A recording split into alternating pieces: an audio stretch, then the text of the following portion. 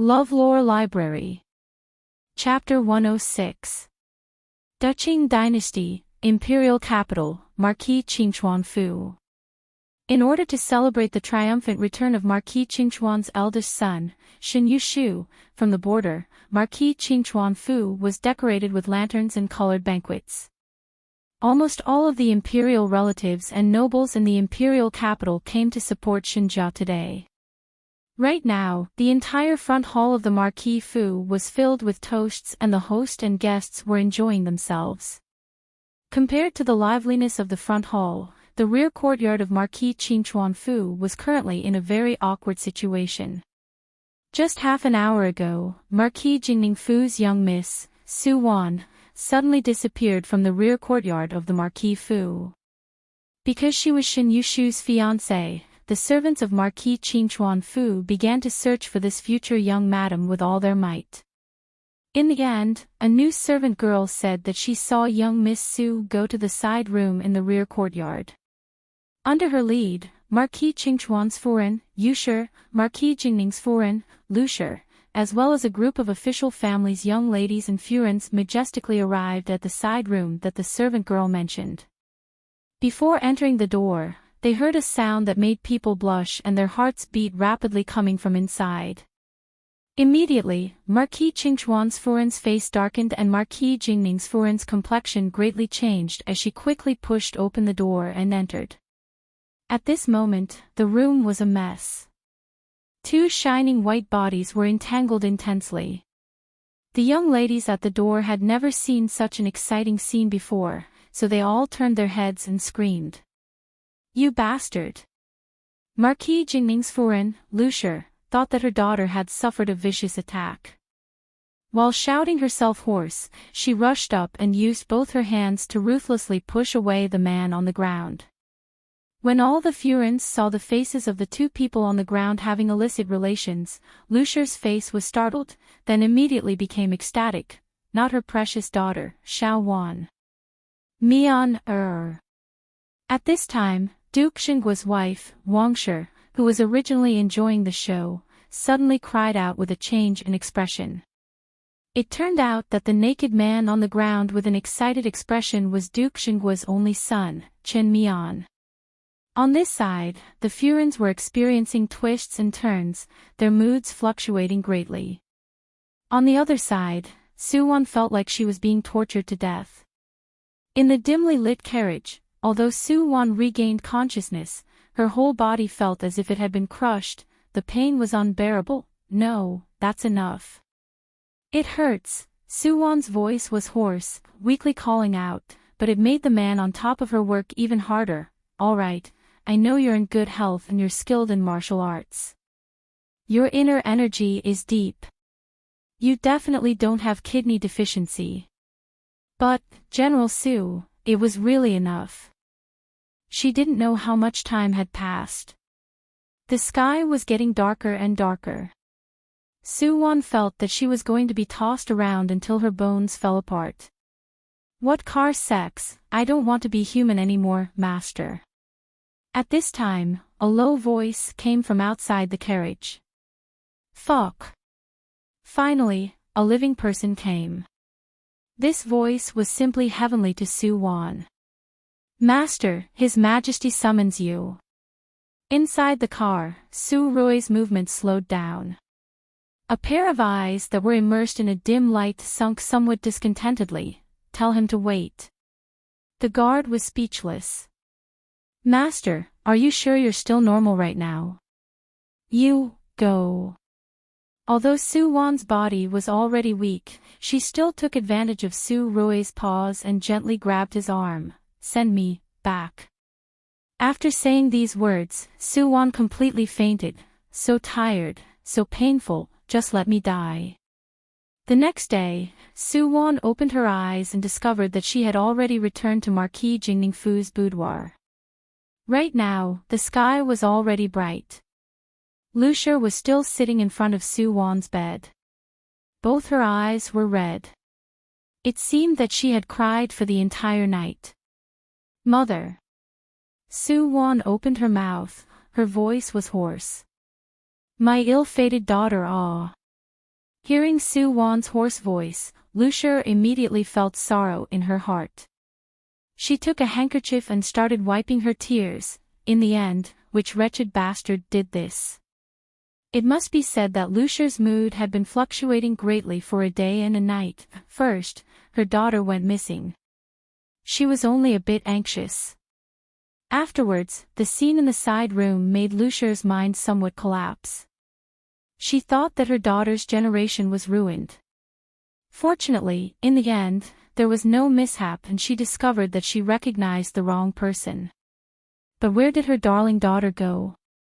She searched the entire Marquis Qingchuan Fu, but she still couldn't find her daughter. In the end, it was the housekeeper who sent someone to report that eldest young miss had returned home.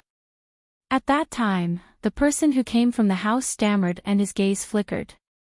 Lucia knew that something must have happened. When she hurriedly rushed home, she saw her daughter lying unconscious on the bed, her whole body covered with. In short, at that time, she only took a glance and Lucia fainted. When she woke up in the middle of the night, she ran to Su Wan's bedside and cried to the heavens, extremely sorrowful. "Warner, tell Mother, in the end, who was it? Mother wants to ask Her Majesty the Empress to uphold justice for you." In the end, Lucia was also a foreign of the Marquis Fu and not an ordinary coarse woman. Yesterday, in the matter of Marquis Qingchuan Fu, although it was the servant girl who recognized the wrong person and the one who caused the scandal was Duke Xingguo's son and Marquis Qingchuan Fu's servant girl, this matter was obviously manipulated by someone behind the scenes. And his original target was undoubtedly Su Wan. I don't know who did it. Su Wan hesitated for a moment, her expression still unsettled from fright. "Don't know." Lucia sighed and wiped away the tears on her face. Her eyes suddenly flashed with a trace of coldness. Yesterday, that man, do you still recognize him? In fact, Lucia wanted to ask her if she knew that man, but on second thought, if someone was really deliberately framing her, they would definitely find an unfamiliar face. Damn it. The precious daughter in her heart was ruined by an inexplicable man just like that. Su Wan subconsciously bit her lips. I don't know. I don't know who he is. This sentence, Su Wan was not completely lying. In fact, she really did not have the chance to ask Su Wan's current identity. But thinking about the identity of those few supporting males in this world, his identity should be higher than hers. Seeing Su Wan's drooping eyes and somewhat lifeless expression, Lucia also couldn't bear to continue asking, "Warner, you rest well. This matter must rot in your stomach. Don't let anyone know. Mother will help you. Think of a way. Don't worry. Mother will definitely let you marry into Marquis Qingchuan Fu as you wish. No one can harm you again." When Lucia finally left, only Su Wan was left in the room. She slowly opened her eyes and absent-mindedly looked at the top of the bed. After she leaves this task, she must go and complain. Before entering the task, she clearly chose the time before the original owner lost her chastity, but as soon as she came in, she encountered this matter. The logistics department definitely did this on purpose. Cursing the entire logistics department from the bottom of her heart, Su Wan then slowly organized the main plot of this world in her mind. The female lead of this world was called Chen Qingjin, the eldest daughter of Marquis Qingchuan Fu. She was a reborn woman. In the previous life, she, who had no shrewdness, married the fifth prince, Qin Ting, whom she had always admired. In the end, she was schemed against by her husband and her younger sister, Chen Qingyao. Not only was the child in her womb slandered as a bastard and forcefully beaten, even she herself finally lost her life in a big fire. After being reborn, Chen Qingjin learned to pretend to be a pig to eat a tiger. She was innocent on the outside, but her heart was very black-bellied. In this life, she was no longer deceived by the trash man's hypocritical affection. and also no longer deceived and used by her poisonous younger sister. Since her younger sister and the trash man were mutually in love, she would put them together as a pair in advance, let the two of them look at each other until they were sick of each other, and then dog bite dog. Of course, for such a demonic and wild reborn female lead, there was naturally no lack of a strategically talented and peerless male lead at her side, as well as a group of affectionate supporting males who were subdued by the female lead's skill and IQ. Chen Qingjin's wisdom and decisiveness attracted the attention of the second prince, Qin Yu. The two people probed each other to admire each other, and finally, the two loved each other and became a family. Of course, other than the genuine male lead, Qin Yu, the other men were also inevitably attracted by the female lead's halo. His Highness the Crown Prince, Qin Yu, the son of the current imperial military officer, Xiao Wei, and even Jin Qin Wang, Qin Mu Yen, were all subjects under the female lead's skirt. As for those cannon fodder supporting males who expressed appreciation for the female lead, let's not mention them. After talking for a long time, it seemed like there was nothing to do with Su Wan. In fact, the matter was like this. In this mission world, Su Wan's identity was not the male lead's ex, because the male lead and supporting males in this world were all keeping their chastity for the female lead, not touching meat and fish. Her identity was the female lead's older brother, Chen Yushu's fiancé, ex, in the previous life, the original body Su Wan, who had always liked Chen Yushu, smoothly married into Marquis Qin Chuanfu and became Chen Qingjin's sister-in-law. Originally, Chen Qingjin and her older brother, Chen Yushu, had a very good relationship, but because Su Wan and Chen Qingyao were on good terms, she was influenced by Chen Qingyao and would always intentionally or unintentionally speak ill of Chen Qingjin beside her husband. And after Chen Qingjin married into the fifth prince, she was framed for having an illicit relationship with an imperial guard. Originally, Chen Yushu did not believe in this matter. He planned to personally investigate and seek an explanation for his younger sister, but because Su Wan had always been biased against Chen Qingjin and didn't like this little sister-in-law, she thought of every possible way to stop her husband from investigating this matter. In the end, it indirectly led to Chen Qingjin's wronged death. In Chen Qingjin's tragic past life, Su Wan should be counted as an accomplice. Of course, saying that she was an accomplice was a bit of a compliment to her. In the previous life, the original body Su Wan was a spoiled and brainless young miss. She was very easily toyed with by Chen Qingyao, who was good at scheming and used as a gun. And Su Wan hated Chen Qingjin. 1. It was because Chen Qingyao was obstructing her, and 2. It was because she liked Chen Yushu too much.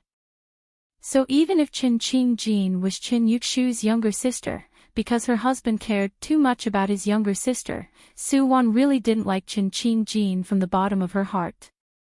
As for the matter of Chen Qingjin being framed, with the intelligence of the original body, she simply couldn't see it. She didn't allow her husband to stick up for Chen Qingjin. 1. It was because she disdained this kind of woman who had an affair with others from the bottom of her heart. 2. For her husband's future, she didn't want him to have any conflict with the fifth prince. The original body might have always felt that what she did was right, but in the eyes of the reborn Chen Qingjin, Su Wan was also unforgivable.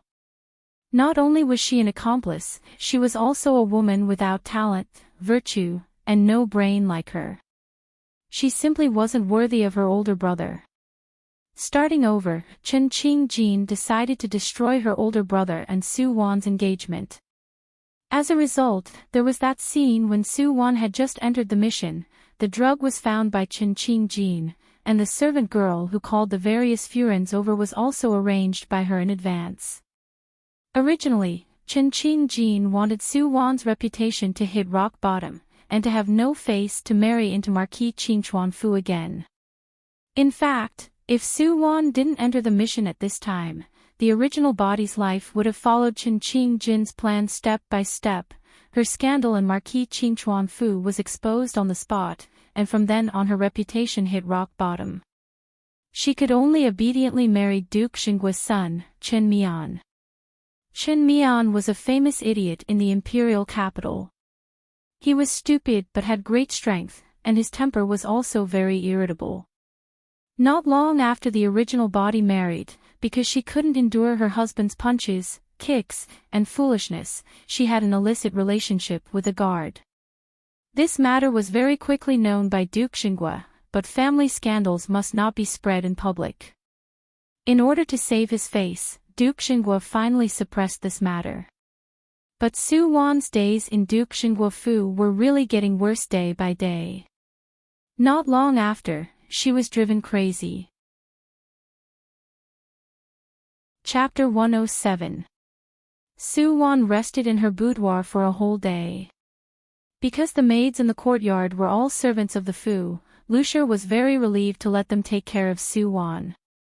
To the outside world, Lucia announced that Su Wan had caught a cold in Marquis Qingchuan Fu that day and left early because her body was unwell.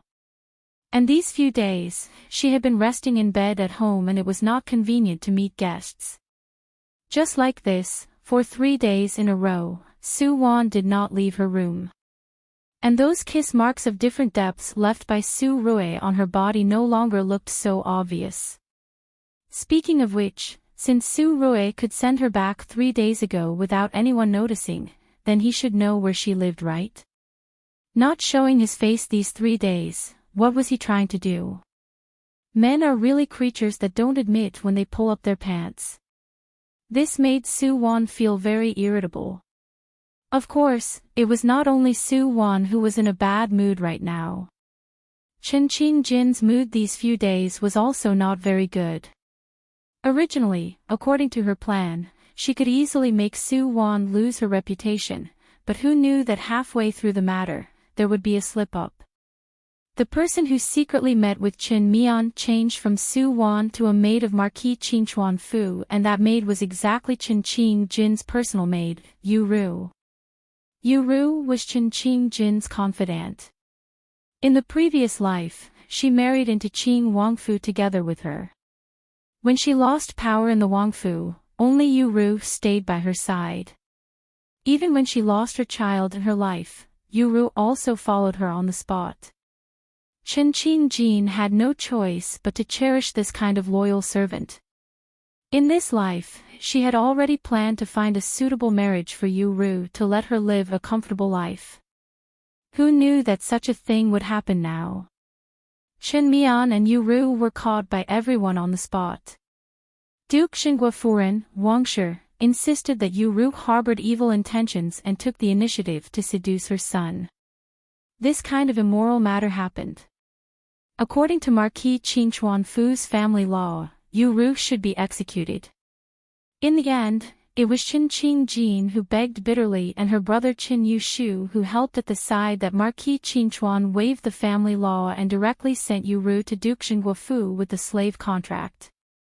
With Yu Ru's background, when she arrived there, the best situation was that she could only be a Tong Fong maid.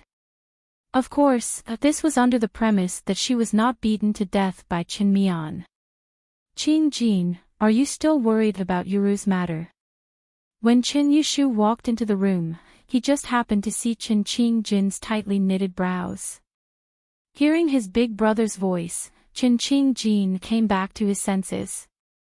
Looking at his handsome big brother in front of him, Chen Qingjin sighed. Big brother, is there really no other way? Chen Yushu shook his head, then walked to Chen Qingjin's side and sat down. Qingjin, I have already heard the residence's steward report the matter that day. I feel that there is something fishy about it. Do you think that it could be a trap that someone deliberately set up? This kind of filthy matter happened in Marquis Qingchuan Fu. It made Qin Yushu's heart very uncomfortable. Moreover, linking the whole matter together, it was very easy to see the flaws in it. Why did the servant girl see Su Wan, but why did everyone see Chen Mian and Yu Ru when they rushed in? Where did Su Wan go that night? What did he do? Although he wasn't very familiar with his fiancée in his heart, Su Wan was still Qin Yushu's future wife after all. Qin Yushu still cared a bit about matters involving her. A trap. Hearing Shin Yushu's question, a strange look flashed past Qin Qingjin's eyes. The whole matter was planned by her, but it wasn't like this in her plan. On that day, in order to be absolutely safe, after Qin Qingjin sent Yuru to lead a servant girl over and saw Su Wan's figure, she specially instructed Yuru to secretly watch from a distance, fearing that any slip-ups would appear. In the end, according to Yuru, that day's matter originally went very smoothly, but before everyone reached the scene of the incident, Su Wan suddenly rushed out of that room. At that time, Yuru also panicked and didn't know what to do. As a result, in the next second, she only felt a pain at the back of her neck and she fainted. When she woke up, she was already with Qin Mian. At that time, there was another person in the courtyard. And this person specially sent Yuru to Qin Mian's room. There were two possibilities. First, he used this kind of method to tell her that he knew that the matter was arranged by her, warning her not to act blindly without thinking. Second, he might not know the truth of the matter and just happened to encounter it. Because he was her enemy, he took the opportunity to send Yuru to Qin Mian's room. His goal was to make her lose Yuru, this confidant. These few days, after Qin Qingjin thought about it, she felt that the second possibility was a bit higher. And now, she suspected that this matter might have been done by Qin Qingyao. If it was really done by her, then it was still all right. At least she had long regarded her as an enemy that would not rest until she died. If it was someone else. With this kind of potential enemy, it really made Qin Qingjin unable to eat or sleep in peace. At the side, Qin Yushu saw that Qin Qingjin was in a daze again. He couldn't help but blame himself. He really shouldn't have discussed this kind of topic with Qingjin. In Qin Yushu's eyes, his younger sister had always been very pure and kind. Those scheming and crafty things in the residence had always been insulated from Qin Qingjin. Just like the current Marquis Qingchuan Fu. Although Foreign Yusher was only father's second wife and not his and Qingjin's biological mother, these past few years Yusher treated them brother and sister equally, even better than she treated her own biological daughter, Qin Qingyao. Speaking of Qin Qingyao's younger sister, she inherited Yusher's beauty and talent. At a young age, she was already unparalleled in the capital and could be considered a celebrity in the imperial capital. Unfortunately, Qin Yushu didn't really like this kind of flamboyant person. In comparison, he still liked his own biological younger sister, Qin Qingjin. After accompanying Qin Qingjin in a daze for a while, Qin Yushu planned to leave because of his heavy official duties. As a result, he had just gotten up when he was stopped by his younger sister. "Big brother, do you like young Miss Su?" In the previous life, Qin Qingjin didn't see how much her older brother liked Su Wan. On the contrary, Su Wan relied on her title as Marquis Qingchuan Fu's young foreign to go against her a lot. Although at the end of the previous life, her older brother didn't have the time to clear her grievances, Qin Qingjin knew that her older brother still loved her dearly. If it wasn't because he married Su Wan, the two siblings wouldn't have ended up separated by yin and yang, unable to see each other before they died. In this life, no matter what, she wouldn't let Su Wan enter Qin Jia's front door. Young Miss Su. Because he led troops outside all year round, Qin Yushu very rarely returned to the imperial capital. His and Su Wan's marriage was also set by both parents. Actually, in his mind, Su Wan was only a vague shadow. He could only remember her approximate appearance. As for the current her, whether she was beautiful or ugly, he wasn't clear. "Qingjin, you don't like young Miss Su?" Qin Yushu felt his younger sister's unhappy mood and couldn't help but ask. "I just feel that she is not worthy of older brother, that's all." Qin Qingjin only smiled and did her best to make her tone sound very normal. "You, this girl.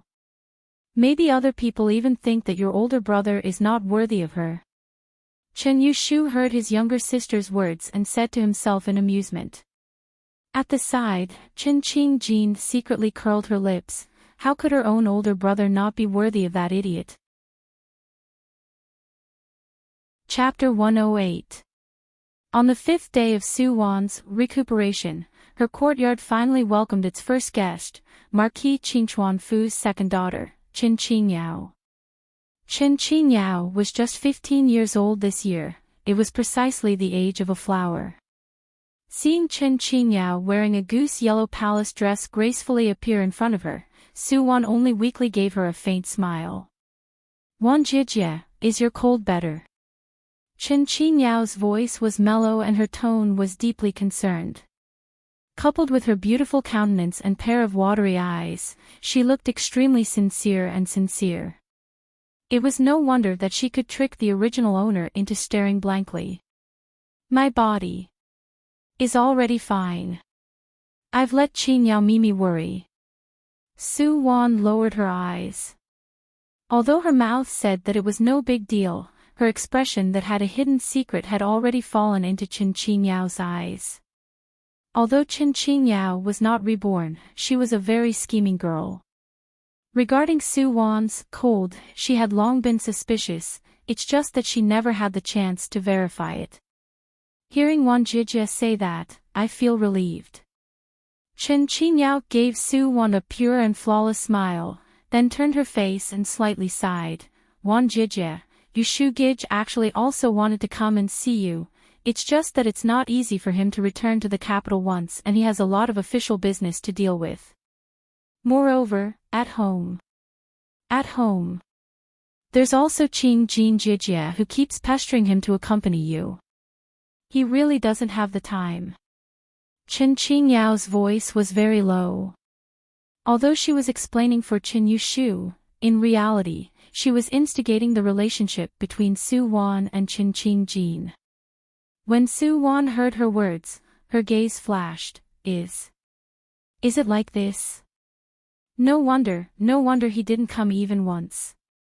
I still thought that he.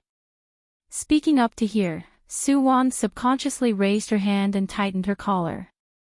And Qin Qingyao also glanced at Su-won's movements.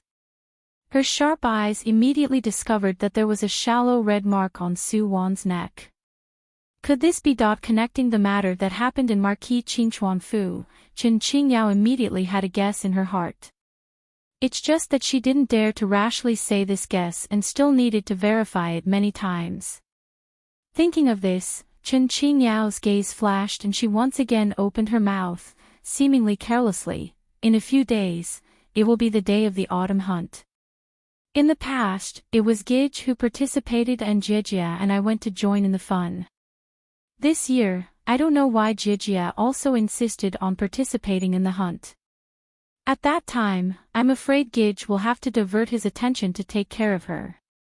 And this year, it just so happens that the 2nd Imperial Prince and the 5th Imperial Prince are also participating in the hunt. I'm afraid that this year, Yushu Gij will lose the title of King of Hunters." Qin Qinyao's words were very artistic. First, it reminded Su-won that they were going to hunt and she shouldn't forget to join in the fun. Second, it revealed to her that Qin Qingjin had always been pestering Qin Yushu. And the third point was even more thought-provoking. Why did Qin Qingjin, who had never participated in the hunt in the past, have to go on stage this year? Was it because there were 2 imperial princes participating and she wanted to attract the attention of His Highness the Imperial Princes? Su-won couldn't help but admit that the 15-year-old Qin Qingyao was already an expert at playing with people's hearts. She was like this, noiselessly, unfavorable words and thoughts towards Qin Qingjin, seeping into Su-won's heart bit by bit. Therefore, after marrying into Qin Jia in the past life, Su-won extremely rejected Qin Qingjin. And after Qin Qingjin met with an accident, Su-won also resolutely did not believe that Qin Qingjin was framed by someone. Qin Qingyao, you really have a good hand at washing people's minds. In order to let Qin Qingyao classmate have a full sense of accomplishment, when Su-won heard her words, her gaze immediately changed and her hands unconsciously tightly grabbed the brocade quilt on her body, I believe in Yushu. I will go and cheer for him. He will win. And seeing that her goal was achieved, Chen Qingyao gave Su Wan a comforting smile. I should also believe in Yushu Gij. When the time comes, let's cheer for him together. After sending off Chen Qingyao, Lucia immediately appeared in Su Wan's room. What did Chen Jia's girl come over for? In this kind of situation right now, Lucia was very vigilant towards anyone in Qinjia. She couldn't find the real culprit who framed her daughter, but that person was most likely someone from Qinjia.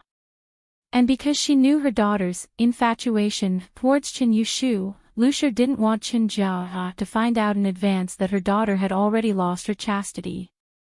Qin Yao Mimi came to visit a patient. In passing, she reminded me not to forget to go to Pushan hunting ground to watch the autumn hunt in a few days. Su Wan answered Lucia's question, and once she heard about the autumn hunt, Lucia's gaze suddenly brightened. Ah. Nyangqin remembers that your horsemanship is also not bad. How about you simply go to the hunting ground this year to join in the fun? If you can be together with Qin Yushu. Lucia leaned over to Su Wan's ear and whispered a few words. When Su Wan heard her words, the corner of her mouth couldn't help but twitch. Lucia actually wanted her to find an opportunity in the hunting ground to put on a show in front of Qin Yushu. It would be best if she could tangle with Qin Yushu and let him be alone with her, a man and a woman, and then directly cook the rice and whatnot. Do you need to work so hard? I'm definitely not your biological child. I'm definitely a gift from topping up your phone bill.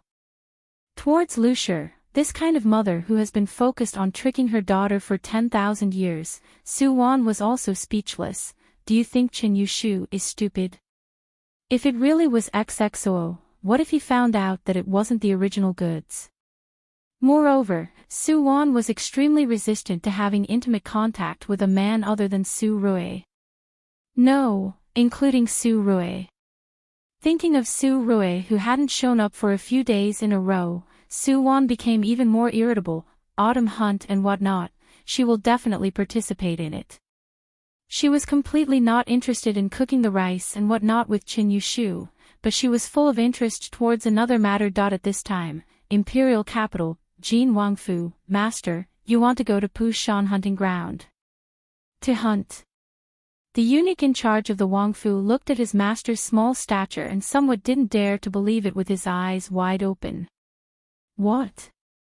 The purple-clothed man sitting on the high chair lazily raised his eyes, his tone ice-cold and gloomy. Ben Wang wants to go to his own hunting ground to hunt. Do I still need your approval? The biting cold aura and coercion made the steward on the side immediately kneel on the ground with a head full of cold sweat. This servant doesn't dare. Please forgive me, Wang Ye. Get out. Yes.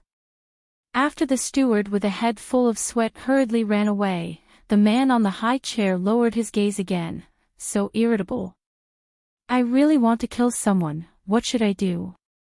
Thinking of his current identity, an idle prince without any military power, a delicate and weak body, casually killing people and whatnot, it seems a bit inappropriate. But Su Rui still felt irritable. Why does every female lead have a delicate and weak body and a nearly devilishly intelligent dead male antagonist by her side? And he had unfortunately become this type in this world.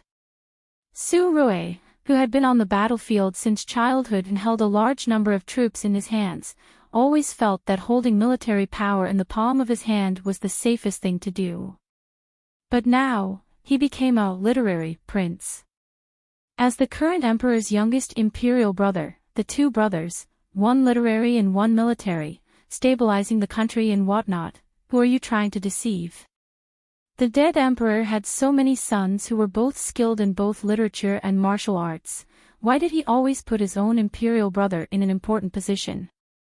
And for many years, he never gave him a fief and let him stay in the imperial capital to live. This seemed to be the emperor's favor, but in reality, wasn't it just a disguised form of house arrest? You're so smart, I don't feel at ease leaving you alone outside. so it's better for you to obediently stay under my eyelids. With such a black-bellied older brother, it was no wonder that the original body had always been depressed. His body also couldn't take it, looking like he was going to die at any time. Master. Just as Su-Rui was inwardly ridiculing, a ghostly shadow appeared in front of Su-Rui. This was one of his personal shadow guards. What's the matter? This shadow guard was secretly arranged by Su-Rui in Marquis Jingning-Fu to protect Su-Wan's safety. He would regularly report to Su-Rui about the matters in Marquis Jingning-Fu. Master, today Marquis Qingchuan-Fu's second young miss went to Marquis Jingning-Fu to visit young Miss Su. After that, Marquis Jingning-Furen called the Fu's coachman to pick out a few good horses to feed alone. Afterwards, she also ordered the tailor to make a brand new autumn outfit for young Miss Su. It seems that young Miss Su should be participating in this year's autumn hunt. As expected. Hearing the shadow guard's answer, Su-Rui heaved a sigh of relief in his heart. He knew that Su-Wan would definitely participate in this time's autumn hunt. When they meet again. Cough cough. Su-Rui suddenly felt a bit apprehensive. These few days, he didn't dare to appear in front of Su-Wan. After all, Su-Wan's mind was somewhat unclear that night.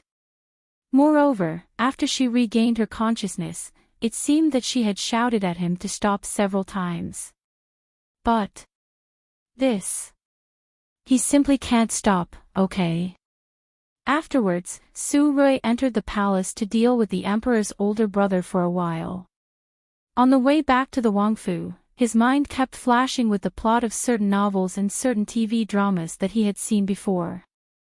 When this kind of thing happened to the female lead Darren, they would generally, female lead Darren 1, I don't want to live anymore, I don't have the face to see people, I'm committing suicide. Su-Rui, my family Xiao Wan won't be so unreasonable. Female lead Darren 2, you actually dare to treat me like this.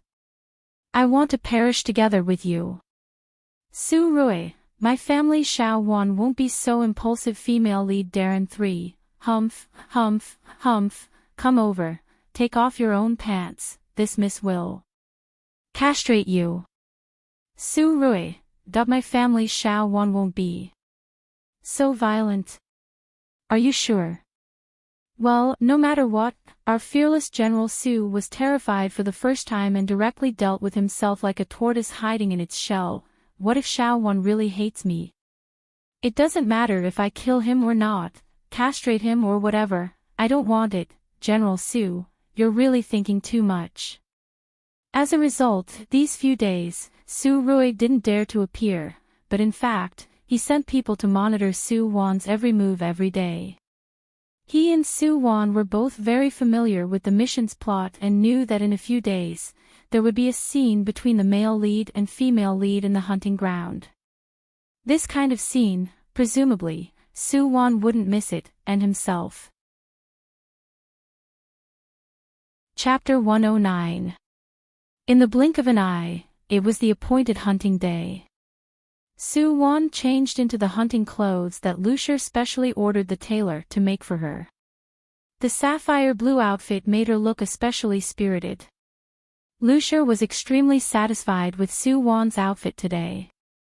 Seeing Su-Wan neatly mount the horse, Lucier hastily ordered the guards behind her to protect the young miss and safely send her to the hunting ground. Until she saw Su-Wan riding the horse far away, Lucier sighed and returned to the Marquis Fu, turning her head back 3 times with each step. Pushan hunting ground was still 100 li away from the imperial capital. Even if it was a Fergana horse, it would still take an hour to arrive. Because she deliberately left early, Su-Wan was not in a hurry. On the official road leading to the hunting ground, what entered her eyes was the golden color of autumn. Golden trees and golden leaves. Su-Wan unhurriedly admired the beautiful scenery as she advanced. The 2 guards behind her could only urge their horses to follow behind Su-Wan. Not long after, the sound of horse hooves rang out on the official road. That sound came from far behind the 3 people. The orderly troops stepped on the spacious official road, setting off bursts of dust. "They're here." Su-won couldn't help but look back. That troop of people and horses was already getting closer and closer, black soft armor, red official boots. Impressively, it was Shin Yushu's Black Tiger Army's regular attire. Right now, there was even a horse carriage following behind their troops. Presumably, the person sitting in the horse carriage should be Qin Qingyao, who was not good at riding. As for Qin Qingjin, she was currently also wearing a black outfit. She had the appearance of a woman not losing to a man. Even though she was just 16 years old and still had a trace of childishness on her face, her gaze was calmer and more indifferent than any other people of the same age. Qin Qingjin also rode a horse alone and followed at Shin Yushu's side. The two people were surrounded by the Black Tiger Army's guards at the very center. Compared to the surrounding Black Tiger Army, the heroic spirit between Qin Qingjin's brows was in no way inferior. Su-won couldn't help but recall that the male lead, Qin Yu, seemed to have been subdued by the female lead's elegant demeanor in this hunt. He had a bit more interest and attention towards her. As for the scum fifth Prince Qin Ting, he planned to use his handsome and gentle appearance to capture Qin Qingjin's heart from the beginning. Of course, his goal was only to rope in Marquis Qin Chuanfu and Qin Yushu's Black Tiger Army. In the previous life, Qin Ting smoothly used his own sweet words to coax and swindle Qin Qingjin, who had no shrewdness in her heart. And Qin Qingyao, who looked innocent on the outside but was actually always jealous of Qin Qingjin's position as the daughter. After Qin Ting and Qin Qingjin got married, she took advantage of her identity and frequently went in and out of the Qin Wangfu. On one side, she planned to consign Qin Qingjin to eternal damnation, while on the other, she quietly seduced Qin Ting. In the end, the scum naturally couldn't resist the temptation and was hooked by Qin Qingyao. Qin Qingjin was also tragically abandoned and was finally buried in a sea of fire. Of course, this was merely the past events of her previous life. Now that Qin Qingjin had been reborn, not only did she see through the true faces of the scum men and cheap women, but she was also like Zhuge Liang in this life. Wherever she went, she would be able to calculate and solve any schemes and tricks that she encountered. If every person who died of stupidity in the previous life could immediately have their IQ soar after being reborn, their battle power would be off the charts. Su-won felt that the rebirth department would absolutely be busy to death, making her want to be sent back to the furnace to be remade once again. Chia. At this time, Qin Yushu's troops had already arrived in front of Su-won. Nay. Qin Yushu and Qin Qingjin coincidentally pulled on the reins at the same time, their gazes all looking towards Su-won. Today, Su-won was wearing a sapphire blue outfit. In the gloomy and austere atmosphere, there was a bit of youthful aura. It had to be said that Lucifer's aesthetics was also very good. Today, she not only helped Su-won settle her clothes, even that refreshing bun on her head and that pure white snow satin that tied her hair were all personally chosen by Lucifer. Compared to Qin Qingjin's pretended to be deep black, the difference in superiority was obvious. Qin Yushu didn't expect to meet Su-won here. Just now, from afar, he saw her leisurely and contented beautiful figure standing on the horse. At that time, although it was only a slender figure, that kind of leisurely and contented aura, that head of elegant black hair, and the pure white snow satin, still dazzled Qin Yushu's eyes. As a result, when he came closer and saw this somewhat familiar delicate and pretty face, a name immediately appeared in Qin Yushu's mind, Su-won. Marquis Jinningfu's daughter, his fiancée. In the past, Qin Yushu had no feelings towards this marriage alliance and didn't even have any expectations. But now, merely this glance made him suddenly have a different kind of favorable impression towards the young girl in front of him. Yushu Ji, Qing Ji Mimi, what a coincidence, ah! After Su-won saw the two people, she immediately smiled brilliantly at the Qin family's brother and sister. It is very coincidental. Chen Yushu also gently nodded at Su Wan. Only Chen Qingjin, who was at the side, although she was also smiling, her eyes were filled with coldness. Of course, she knew that Su Wan specially waited here for her and her brother. Also, looking at her attire, she knew that she was meticulously prepared. It seems that she really somewhat underestimated this idiot. Her heart of marrying into the Qin family was really resolute. However, she was probably destined to be disappointed in this lifetime. Since we've met, let's go to the hunting grounds together. Chen Yushu saw that Su Wan only brought 2 guards with her and he muttered to himself before raising his own suggestion. Hearing Chen Yushu's words, Su Wan revealed a rare trace of a little girl's embarrassment. Actually, my horsemanship is a bit bad. I ride slowly and will drag you guys down. No harm. Seeing Su Wan's expression, Chen Yushu smiled without minding. What does this matter? It's still early and we're not in a hurry. That's really great. Appropriately revealing a pleasantly surprised expression, Su Wan immediately joined Chen Yushu's group. Pretending not to see Chen Qingjin's somewhat gloomy expression, Su Wan minded her own business and struck up a conversation with Chen Yushu. From the life at the border to the newly opened winery in the imperial capital, Su Wan and Chen Yushu chatted merrily and wittily the whole way.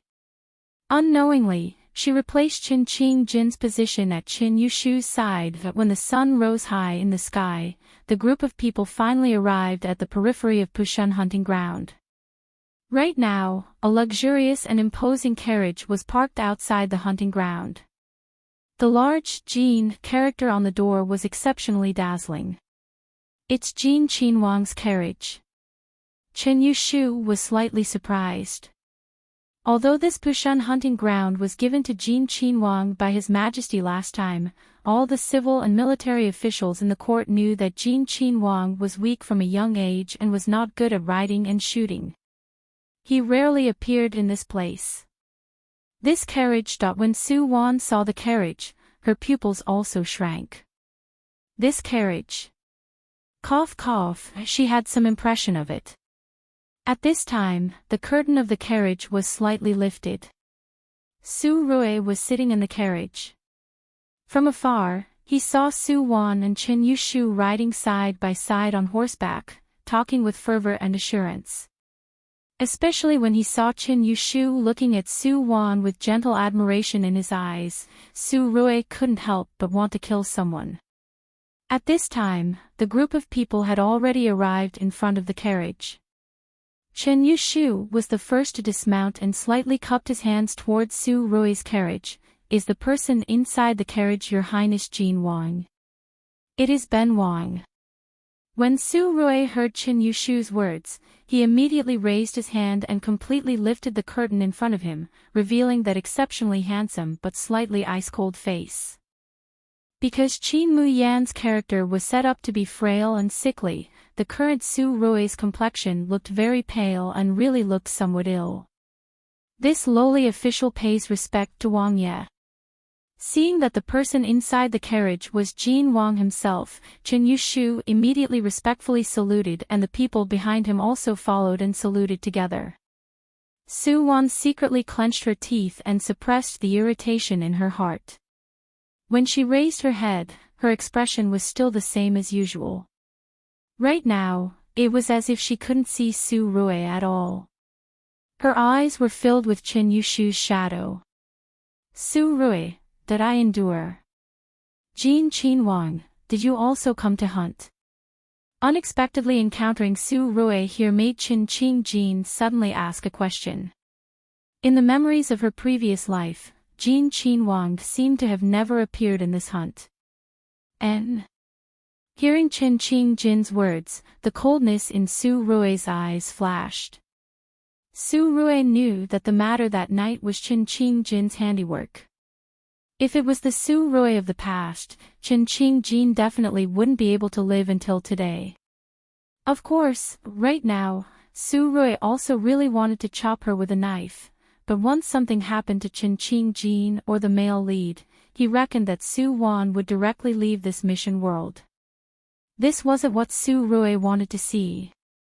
At least, he had to wait until Su Wan was no longer angry at him before this group of eyesores could die.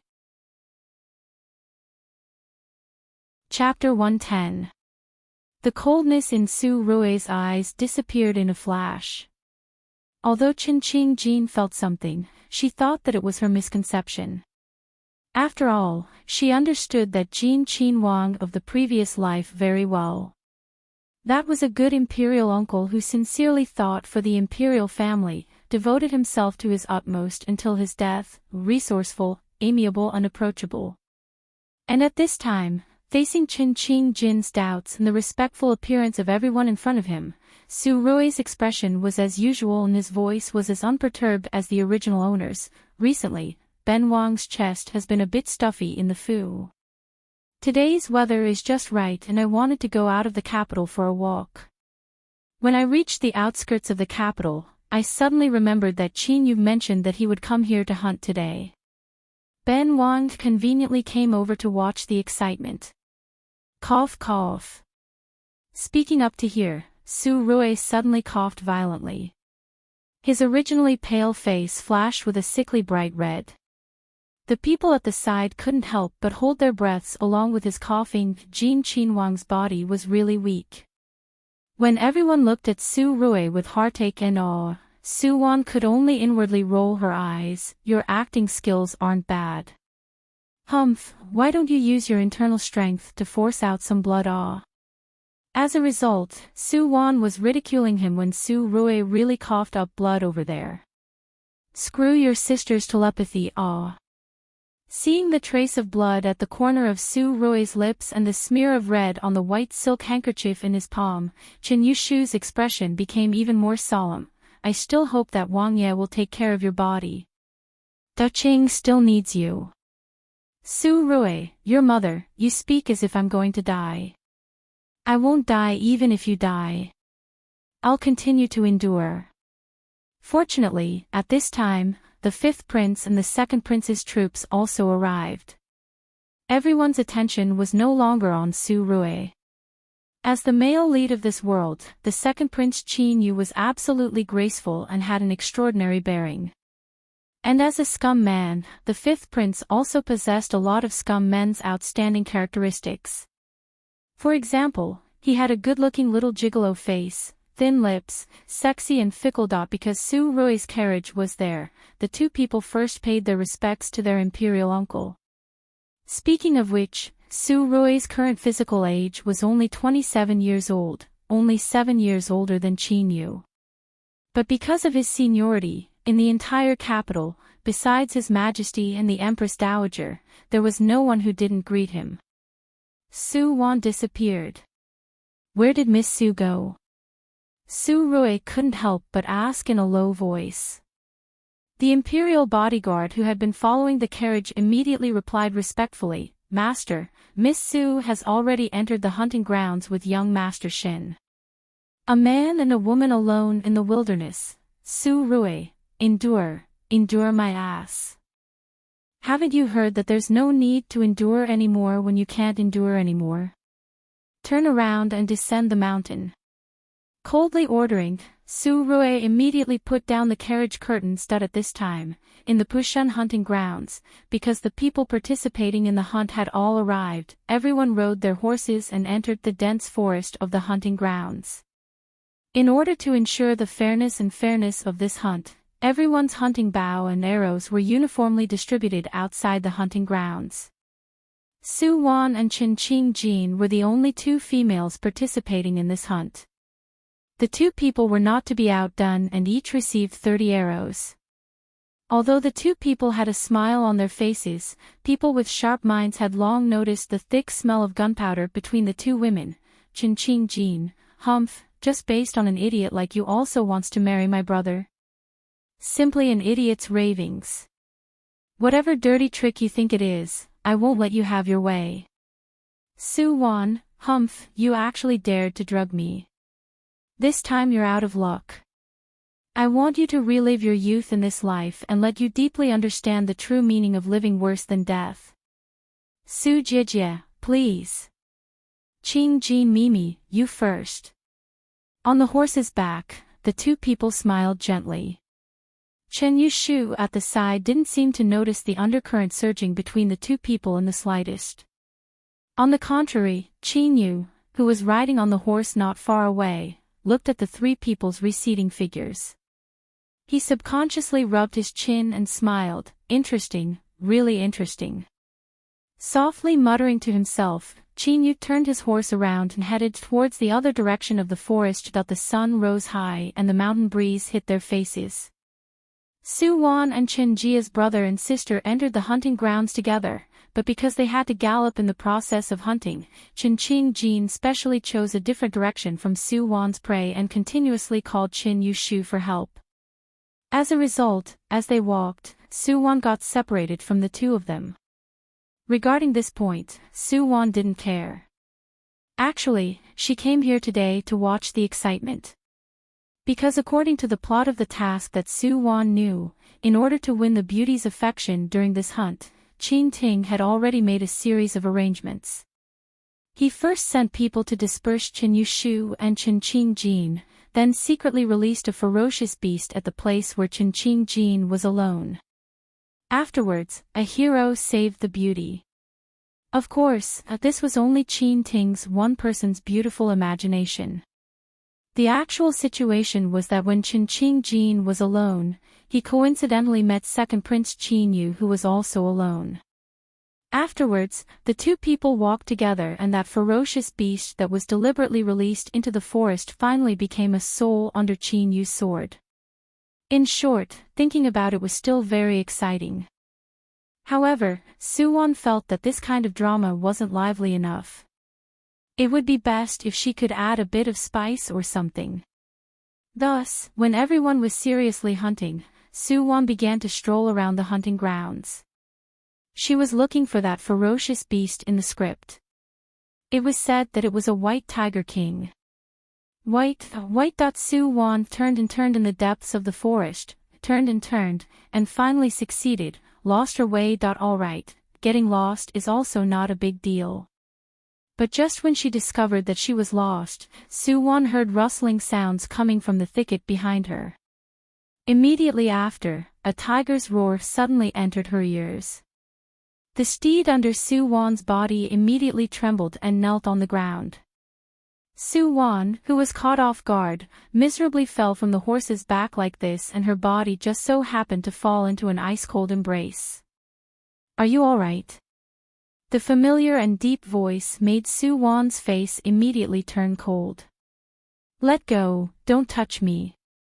Su Wan's tone was so cold that it was somewhat frightening. Su Rui's body stiffened, but he still tightly hugged the person in his embrace.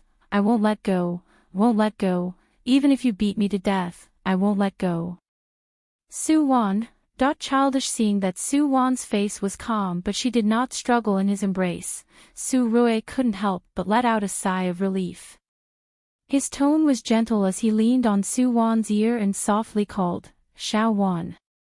Xiao Wan. Xiao Wan.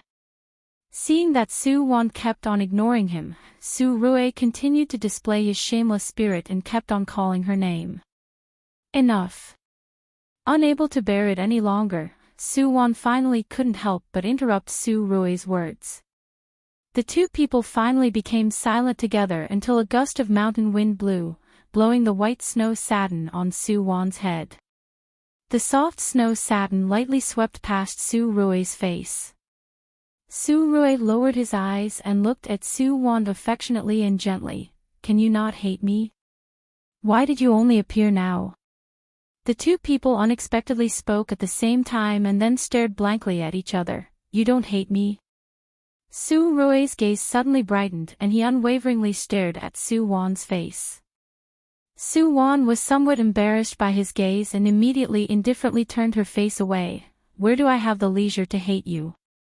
Not hated. General Su felt that his recently irritable and crazy mood immediately cleared up, so Xiao Wan wasn't angry. Sure enough, TV dramas are all lies. General Su decided not to watch those melodramatic TV dramas anymore. Wait. Su Rui's gaze flashed and he suddenly thought of the words Su Wan asked him just now.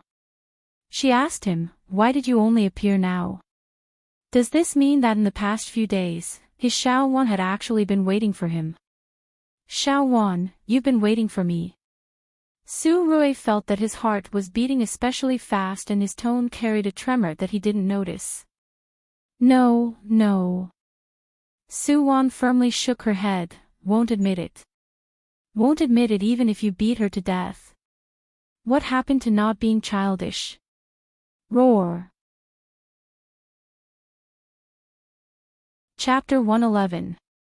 After that day's matter, Su Wan really hated Su Rui in her heart. She hated him for being indifferent after the matter. But seeing him again today, Su Wan truly understood that facing Su Rui, she couldn't be ruthless at all. Moreover, Su Wan actually knew Su Rui's sincerity towards her better than anyone else.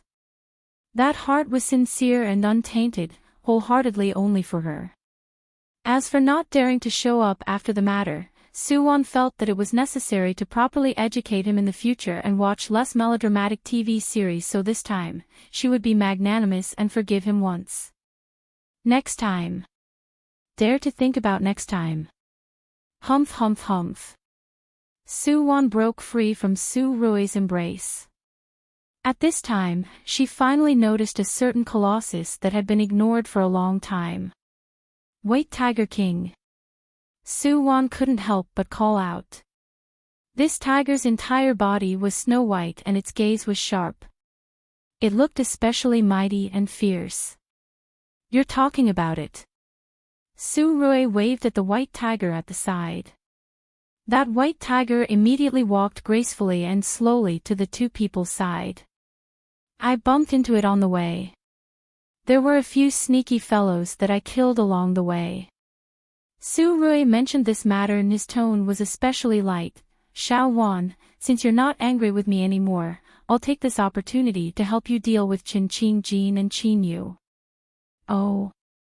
Have you forgotten the Mission Enforcers regulations? If there are no special requirements, the Mission Enforcers can't directly attack the male and female leads. Su Wan glanced at Su Rui. She was really afraid that Su Rui would deal with those two people with a knife. It should be known that the punishment for violating the Mission Enforcers regulations was very big. Am I that stupid? I do things here now. As he spoke, Su Rui proudly pointed at his head. High IQ imperial uncle and whatnot. Now that he thought about it, it seemed pretty good.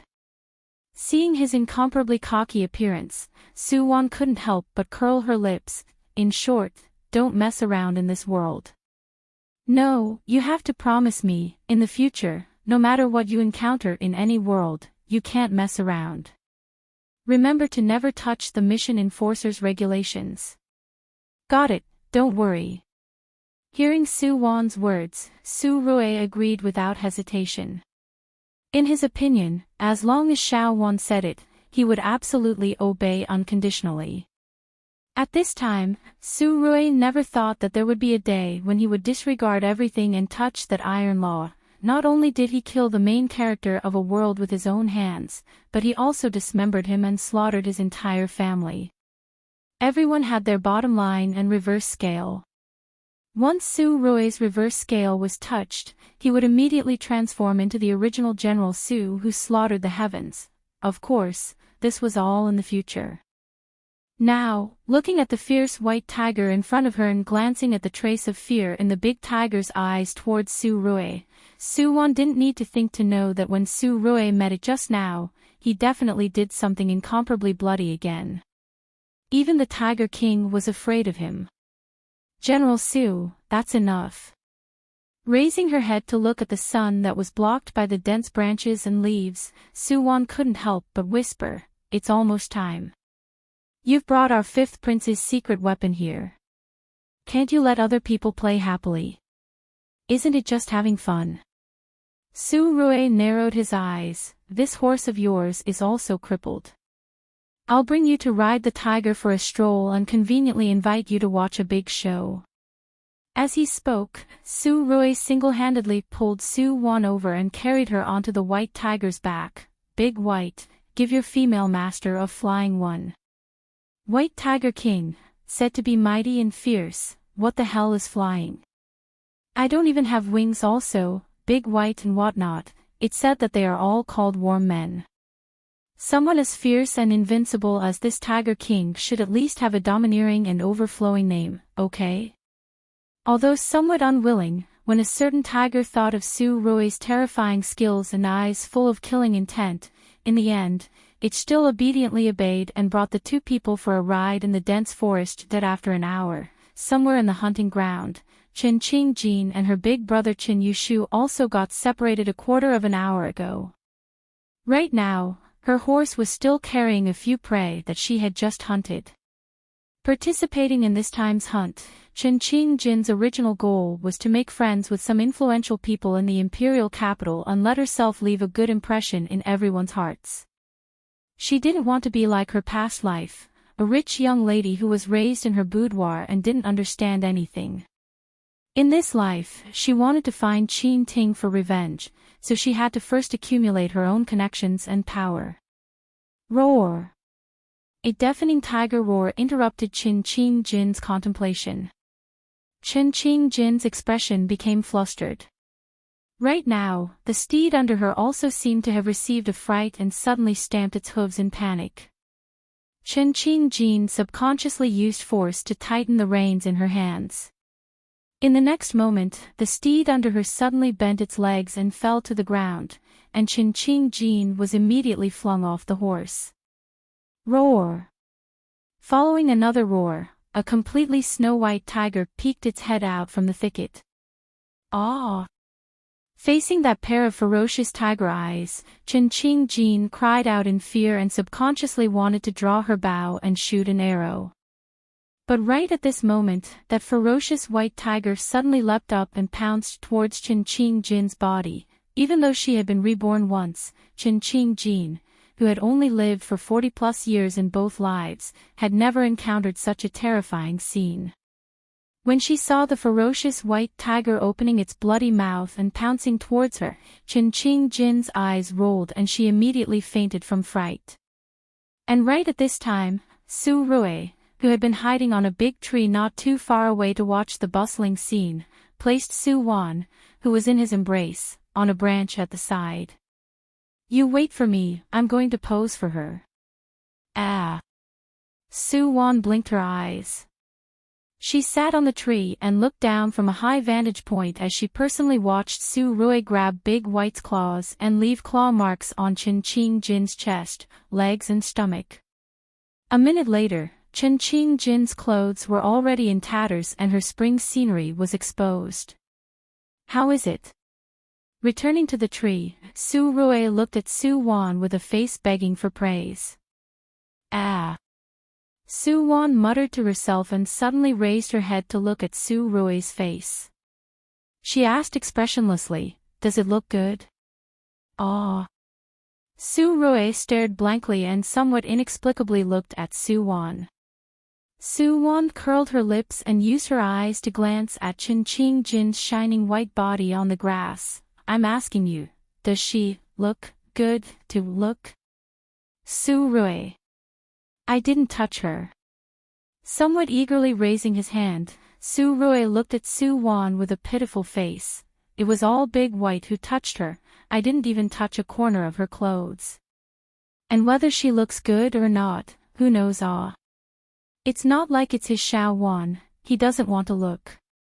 Thinking like this, Su Rui subconsciously glanced at Su Wan's chest again. In short, Xiao Wan's figure in this world is who knows how much better than Chen Qingjin's airport and whatnot. No wonder Qin Ting doesn't like it. Su Rui, I know what you're thinking. On the side, Su Wan suddenly whispered something coldly. Su Rui immediately retracted his gaze and put on a calm expression. Xiao Wan, they're here. Before finding Jin, Su Rui had already released Big White to walk around the hunting ground, attracting those that should and shouldn't be attracted. In short, all the men in the hunting ground were attracted by him. Seeing that the sound of horse hooves was getting closer and closer, Su Rui smiled and raised his hand. Internal energy condensed on his fingertips and he suddenly released it towards Jin on the ground, hitting an acupuncture point through the air. Jin, who had originally fainted from fright, softly murmured.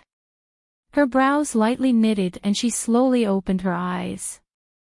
For a moment, Jin's consciousness was still somewhat fuzzy and she didn't know where she was. The sound of horse hooves came from all around. Jin propped her body up and wanted to sit up. As a result, the moment she lowered her eyes, she saw her tattered clothes that were scratched and she immediately cried out, "Aw!" Chapter 112. Jin. Seeing Jin's tattered and shivering appearance, the first to react was naturally Qing's good older brother, Qin Yushu. He quickly jumped down from the horse, tore open his outer robe and directly wrapped Jin's body. Big brother. Right now, Jin's face was full of shame and indignation, her entire body curled up and leaned on Qin Yushu's embrace. Not far away, the other princes and nobles all whispered in low voices. Due to Qin family's face, they couldn't say anything brazenly. But Qin Yu at the side, he glanced meaningfully at the gloomy-faced Qin Ting not far away and then casually swept a glance at the crowd. Has everyone seen young Miss Su? Su Wan. Everyone looked at each other in dismay. They really didn't see Su Wan's figure along the way. Young Miss Qin was the one that attacked you, a white tiger. Qin Yu calmly jumped down from the horse, looked at the messy paw prints on the ground and asked with a frown. Yes, it's a white tiger. Right now, Jin's expression finally recovered a bit. She also remembered that the last thing she saw before she fainted was a white tiger. At that time, that tiger ferociously pounced towards her. At that moment, she thought that she was dead for sure, but who knew that the result would actually be? Didn't expect that white tiger to be a pervert. It was unknown who in the crowd didn't dare to underestimate Jin. Qin Yushu's expression immediately turned cold and his sharp gaze swept through the crowd. That person immediately lowered his head and didn't speak anymore. It was Qin Yu who took the opportunity to change the topic and break the awkwardness of the scene. Right now, young Miss Qin is already fine, but that white tiger's whereabouts are unknown. We also don't know whether young Miss Su is safe or not. Why don't everyone split up and search? Everyone also doesn't want to see young Miss Su have an accident. Yes, what Second Highness said is extremely true. With Qin Yu's help, everyone immediately took advantage of the situation and turned their horses around to start looking for Su Wan's figure. At this time, Qin Ting, who had been silent the whole time, also jumped down from the horse. He restrained the strange look in his eyes and walked in front of the Qin family siblings with a gentle expression. Yushu, Su Wan is your fiancée. You better go and look for her. If something really happens, you also won't be able to explain to Su family. Jin, you don't need to worry about her, I will help you take care of her. Fifth Highness, Qin Yushu was somewhat hesitant. After all, men and women should not touch each other, and it would not be appropriate to hand over his younger sister to the Fifth Highness alone. But thinking that his fiancée's life and death were indeed uncertain, just when Qin Yushu was hesitating, Jin subconsciously burrowed into Qin Yushu's embrace. Big brother, don't go, I'm scared. Speaking till here, Jin's face was pale, looking like he was about to cry. Alright, don't be afraid. Big brother will accompany you.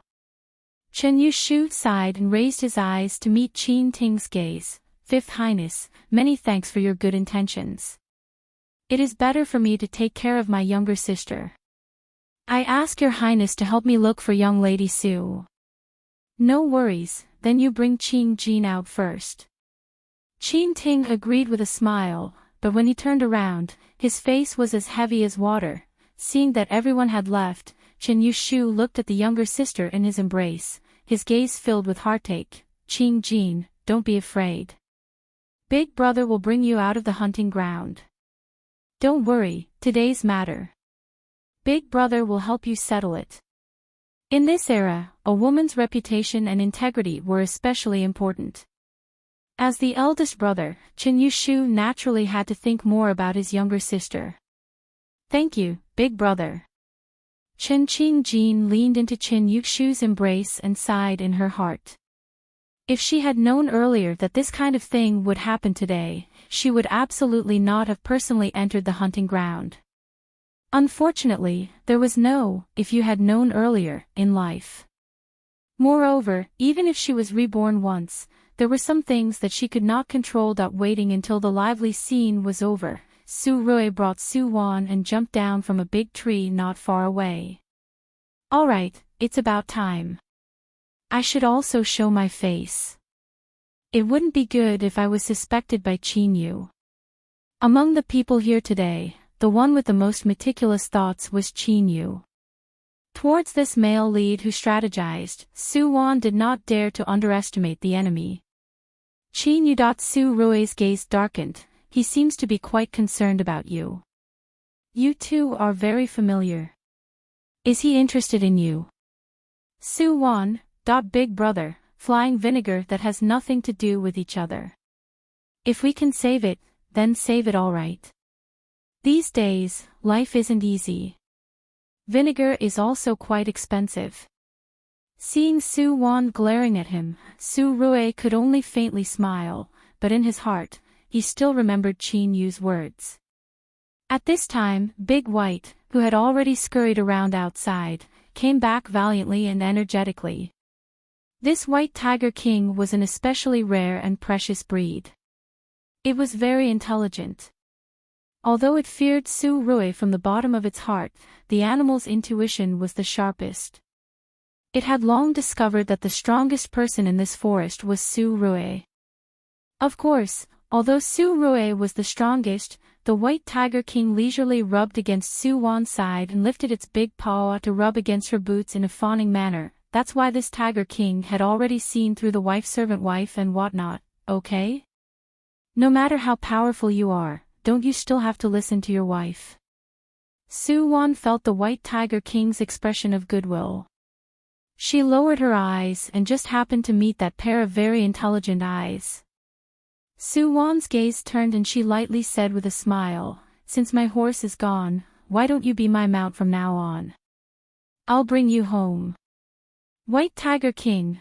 Su Rui, I also beg to bring you home and whatnot. Seeing the man and tiger beside her staring blankly there, Su Wan's expression immediately turned cold. What, you're not willing? Willing.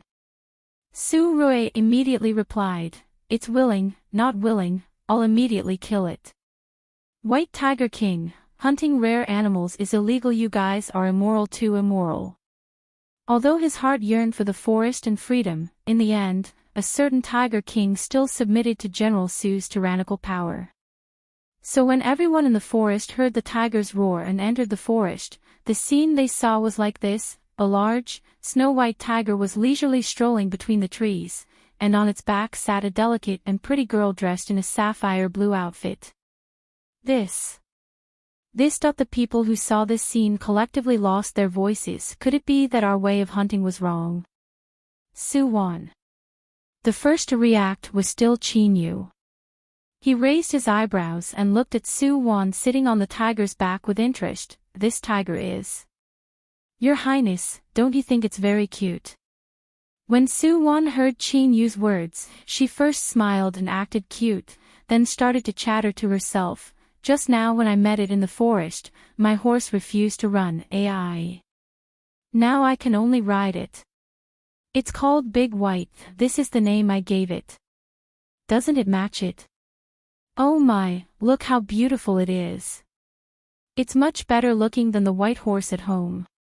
In the future, I can take it for a walk every day when I go out.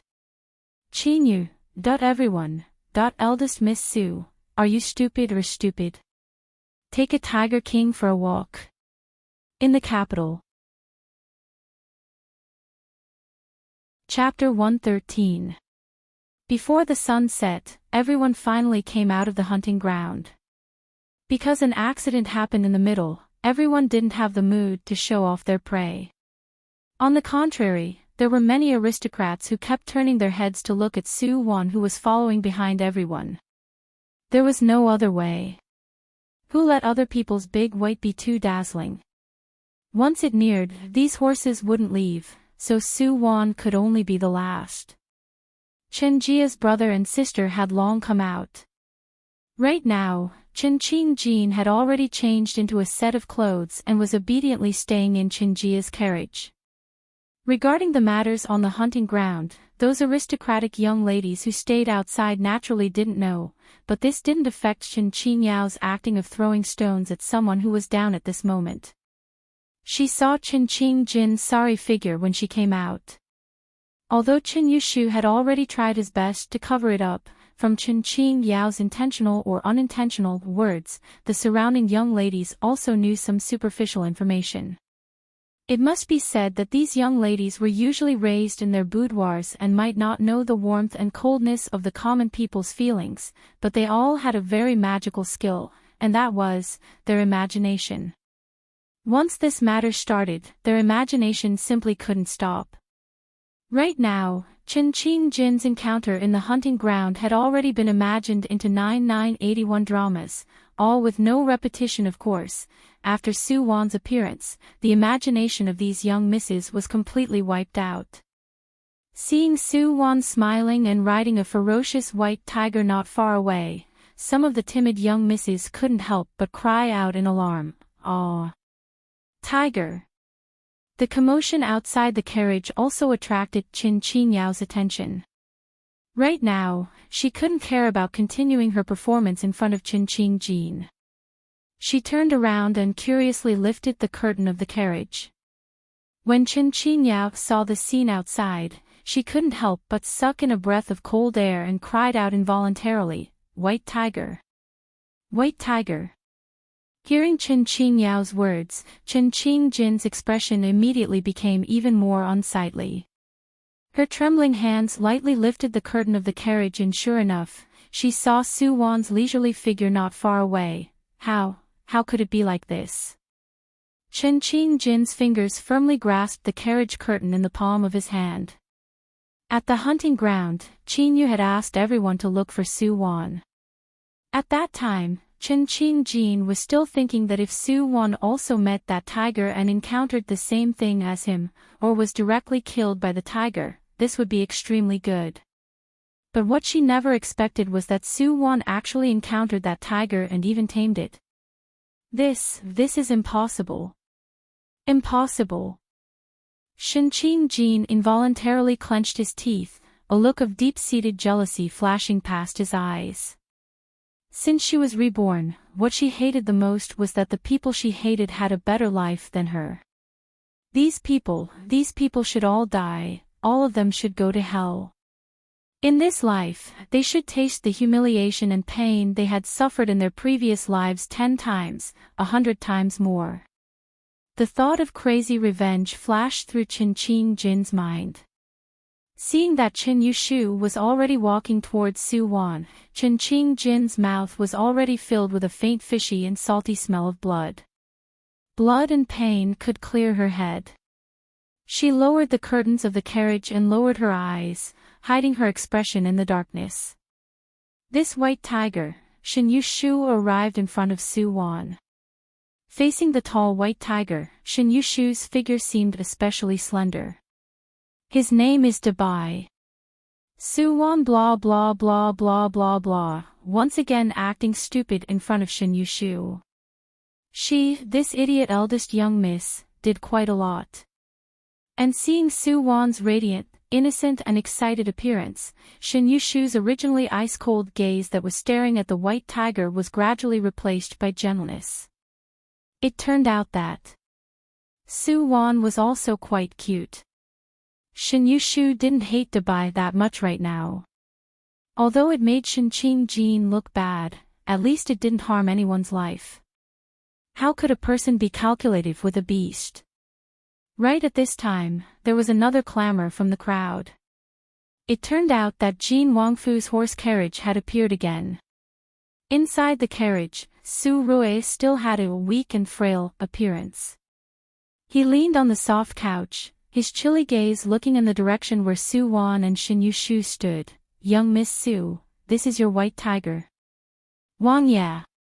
Seeing Su Rui appear, Su Wan immediately jumped down from Dubai's body and looked at him with a nervous expression. "Wang Ye, you wouldn't be thinking of capturing it, right? Although this hunting ground is yours, before entering today, everyone agreed that you can bring your own prey away." "Cool. Su Rui pretended to cough twice and then looked at Su Wan with a serious expression and softly said, "Tigers are the king of beasts and this is a rare white tiger king. I'm afraid it's not appropriate for you to bring it into the capital like this." Speaking up to hear, Su Rui muttered to himself for a moment and continued softly with a gentle expression, "If young Miss Su trusts Ben Wang, then let Ben Wang arrange for people to send it back to the capital and place it in the Wangfu's precious beast garden. In the future, young Miss Su can visit it at any time. Also, every once in a while, Ben Wang can also send people to send it back to the hunting ground. At that time, young Miss Su can also accompany it." Hearing Su Rui's words, Su Wan's expression changed, as if she was somewhat reluctant. And at this time, Shin Yushu kept giving Su Wan meaningful looks, making her agree to Wang Ye's method. After all, tigers really can't be casually raised. It doesn't matter if Jin Qinwang raises one, but if Marquis Jingning Fu raises one, then it's a different matter. Well, actually, Su Wan doesn't necessarily need to raise a big tiger. Moreover, Su Rui's proposal was actually to give her a perfect cover for entering and leaving Jin Qinwang Fu in the future. Okay. In the end, Su Wan unwillingly agreed to Su Rui's words. The other people present didn't have any objections. Although today's hunt didn't have a winner or loser like in previous years, a lot of interesting things still happened. They naturally didn't dare to wantonly publicize the matter of Qin Qingjin exposing himself, but the Gongzi and young ladies present today weren't easy to deal with. After returning, this matter still quietly spread in the aristocratic circle of the capital. Qin Qingjin's reputation was more or less affected to a certain extent. And at this time, Su Wan's magnificent feat in the hunting ground had already spread in the capital. After all, the common people of the capital hadn't seen a real tiger for a long time, let alone a white tiger king. Even many officials in the capital curiously went to Jin Qinwang Fu to see the tiger king's elegant demeanor. However, a certain tiger king didn't give them any face and scared two timid civil officials into fainting. Marquis Jingning Fu, Lucia was very depressed that Su Wan didn't take advantage of the hunting ground to have a good time with Qin Yushu. Fortunately, her daughter also showed her face in the hunting ground and gained a lot of face for Marquis Jingning Fu in front of the two princes and Jin Qinwang.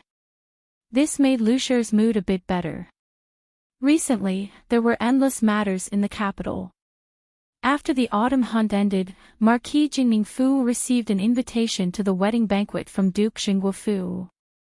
It turned out that after that matter last time, Duke Xingguo was very angry. So he hurriedly arranged a marriage for his foolish son. Fortunately, Duke Xingguo Fu's family background was rich and they had money and power. There were really people who saw money and didn't even blink and pushed their daughter into the fire pit. Su Wan wasn't the least bit interested in who Qin Mian would marry in this life, but there was someone in Duke Xingguo Fu that she was interested in. That person was naturally Yu Ru. After Yu Ru was sent to Duke Xingguo Fu, she naturally suffered a lot of hardships. But she was originally a servant and could endure this pain for a short period of time. But Su Wan reckoned that if she continued like this, she wouldn't be able to live for long. In fact, it wasn't that Enchanting Jean didn't think of finding someone to intercede to exchange Yu. She even spent money to buy a young and beautiful woman to send to Duke Xingguofu to exchange Yu. But these were all rejected by Wang Shi. Nowadays, Wang Shi was very wary of anyone from Marquis Qingchuanfu or anyone related to them. Under the current circumstances, to get Yu out of Wang Shi's hands, there was only one person who could do it. That was Su Wan's mother, Lu Shi. These days, Lu Shi and Wang Shi had been in close contact. The two of them had always been brooding over the matter of that day and kept plotting to find the mastermind behind the scenes. Unfortunately, Yuru's mouth was very tight and she naturally wouldn't betray Enchanting Jean. Moreover, when Lu Shi and Wang Shi saw that Yu had suffered such a big crime, they all felt that it was impossible for her to know who the mastermind was. This servant girl should only be a scapegoat. Now, taking advantage of Duke Xingguofu's big day, Su Wan immediately begged Lu Shi to let her quietly exchange Yu into Marquis Jingningfu. Regarding her precious daughter's request, Lu Shi naturally happily agreed. As a result, not long after the wedding in Duke Xingguofu, Yu disappeared from the fu. The servants in Duke Xingguofu all said that she secretly ran away with someone. If she was alive, they didn't see her, and if she was dead, they didn't see her. Chapter 114. Yu had been a servant in Marquis Qingchuanfu ever since she was sensible. Because she was clever with her hands and beautiful since childhood, she was very fortunate to be chosen to serve in eldest young Miss courtyard. In Yuru's heart, her family's eldest young miss was an especially kind and naive person.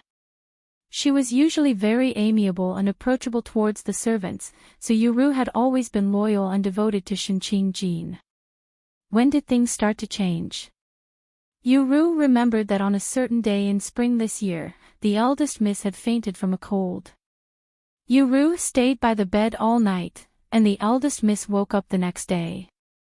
However, at that time, the eldest miss's eyes were cold and resentful, looking especially scary.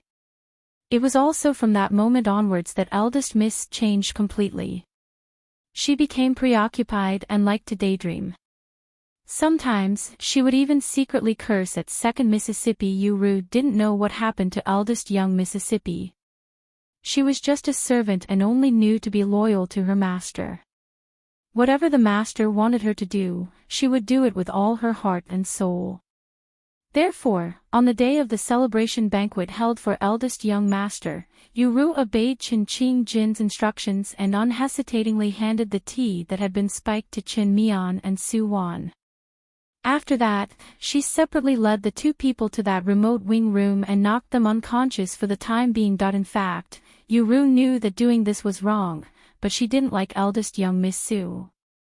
Not only because that young Miss Su's character wasn't good, but also because Yu herself had always secretly liked Shin Yushu. Therefore, even though she knew that she was personally destroying a person's innocence, Yu still went against her conscience and did it. In the end, she suffered the consequences of her own actions. Her days in Duke Xingguo's public house were hopeless. The Wang family even sent people to watch over her, afraid that she would seek death. On several nights where she was tortured to the point where she wished she was dead, Yu prayed in her heart for someone to save her. Even if that person gave her a knife and killed her immediately, she would be grateful to him and repay him in her next life. But now, Yu was free. When Yu changed into a brand new maid uniform and stood in the rear courtyard of Marquis Jingningfu, she still felt that she was in a dream. She was finally rescued by someone.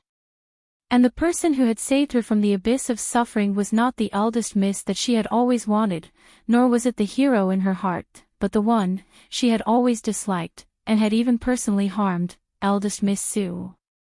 When Yu was brought over by Su Wan's personal maid, Su Wan was arranging flowers in a blue and white porcelain vase with extreme boredom. "Young miss, I've brought him here." When you brought Yu-Ru in front of Su-Wan and immediately turned around and retreated behind Su-Wan. Su-Wan's hand that was holding the flower slightly paused. She looked up and saw Yu-Ru's palm-sized face. She had to say that this girl was pretty. Miss Su. Seeing Su-Wan again, Yu-Ru's mood was especially complicated. She didn't know how she should face her. At the same time, Yu-Ru's heart was also faintly afraid that the people of Marquis Jingningfu would know the truth of what happened that day. In the future, you can just call me Miss like when you. Su-Wan actually understood Yu-Ru's mood. She absent-mindedly instructed and then carefully sized up Yu-Ru a few times, looking her up and down, making her feel goosebumps. Yu-Ru is already dead. In the future, you have no relationship with Marquis Qingchuanfu. From today onwards, you will be called Wen Yu. From now on, I will be your master. Do you remember all these? Yes. Seeing that Su-Wan did not make things difficult for her, Yu-Ru took a deep breath and looked at Su-Wan with a gaze full of gratitude. This servant, Wen Yu, will properly serve Mississippi. From this moment onwards, she obtained a new life. Wen Yu knew that from this moment onwards, she was no longer Yu-Ru and no longer had any relationship with Marquis Qingchuanfu. As a servant, she must scrupulously abide by her duty. This way she can stay in Marquis Jingningfu for a long time. 20th of the 10th month, the first heavy snow of the year fell in the imperial capital. Stepping on the thick snow, Su-Wan brought people to the entrance of Jin Wangfu for the first time. Right now, the stove in the hall was burning brightly. Su-Rui was draped in a thick purple cloak and reclined on the soft couch at the side. Seeing Su-Wan's figure, Su-Rui's eyes flashed with a touch of joy, but he glanced at Wen Yu who was closely following behind Su-Wan, and Su-Rui imperceptibly wrinkled his brows. One of us. As if seeing through Su-Rui's thoughts, Su-Wan couldn't help but whisper. Wen Yu was the daughter of Su-Wan's wet nurse and grew up together with Su-Wan. Although she was only a servant in the Fu, the two people's relationship was extremely good. Even Lucia treated Wen Yu much better than ordinary maids. So she was one of us all. Hearing Su-Wan's words, Su-Rui finally set his heart at ease. Putting away his usual sickly appearance towards the ministers in the court, Su-Rui sat up and looked at Su-Wan with a gentle face. Why haven't you come to see me for so many days? Because of his special identity, Su-Rui could not frequently leave the Wangfu. On that day, he left Big White behind in the hunting ground so that Su-Wan could come and find him at any time. But almost half a month had passed and this was the first time Su-Wan came to visit. I'm very busy, Su-Wan said, and then very naturally sat beside Su-Rui. There shouldn't be His Majesty's spies in this Wangfu, right? Ah. Su-Rui smiled. I'm very safe here. The dead emperor still thinks that he has me firmly in his hands. Regarding everything in the Wangfu, he won't ask about it. Speaking of this, Su-Rui felt somewhat sullen. Xiao Wan, how about I just directly kill him and then let the fifth prince directly ascend the throne? What do you say? Su-Wan, Wen Yu, oh no, oh no. This servant seems to have heard something incredible. I won't be silenced and dismembered, right? I know you're formidable. Su-Wan somewhat helplessly looked at Su-Rui, but this time, just bear with it. Don't you find it boring to solve the problem so violently? Regarding this world, Su-Wan didn't care too much about it at the beginning. But as soon as she entered the mission, such a big thing happened. This made Su-Wan's disgust towards Shin Jin soar. Su-Wan will not let Shin Jin finish playing so quickly. She wants to slowly make her fall from heaven to hell the moment she sees the hope of revenge. What she cares about, she will lose in this life. What she wants to retaliate, she will not be able to get her wish in this life.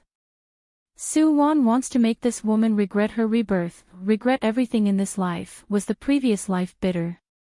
Was it painful? That was because you were stupid. Was this life still bitter? Or was it painful?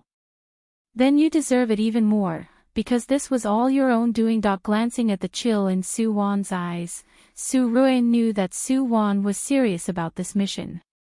And once she became serious, Su Rui could only light candles for Shinqing Jin. Offending our family Xiao Wan, serves you right to be unlucky. Of course, whether Shinqing Jin died or not, Su Rui didn't care.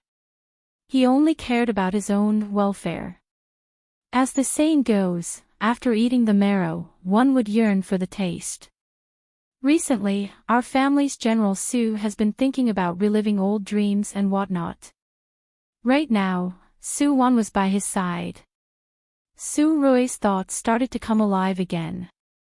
He first calmly raised his hand and put it around Su Wan's shoulder.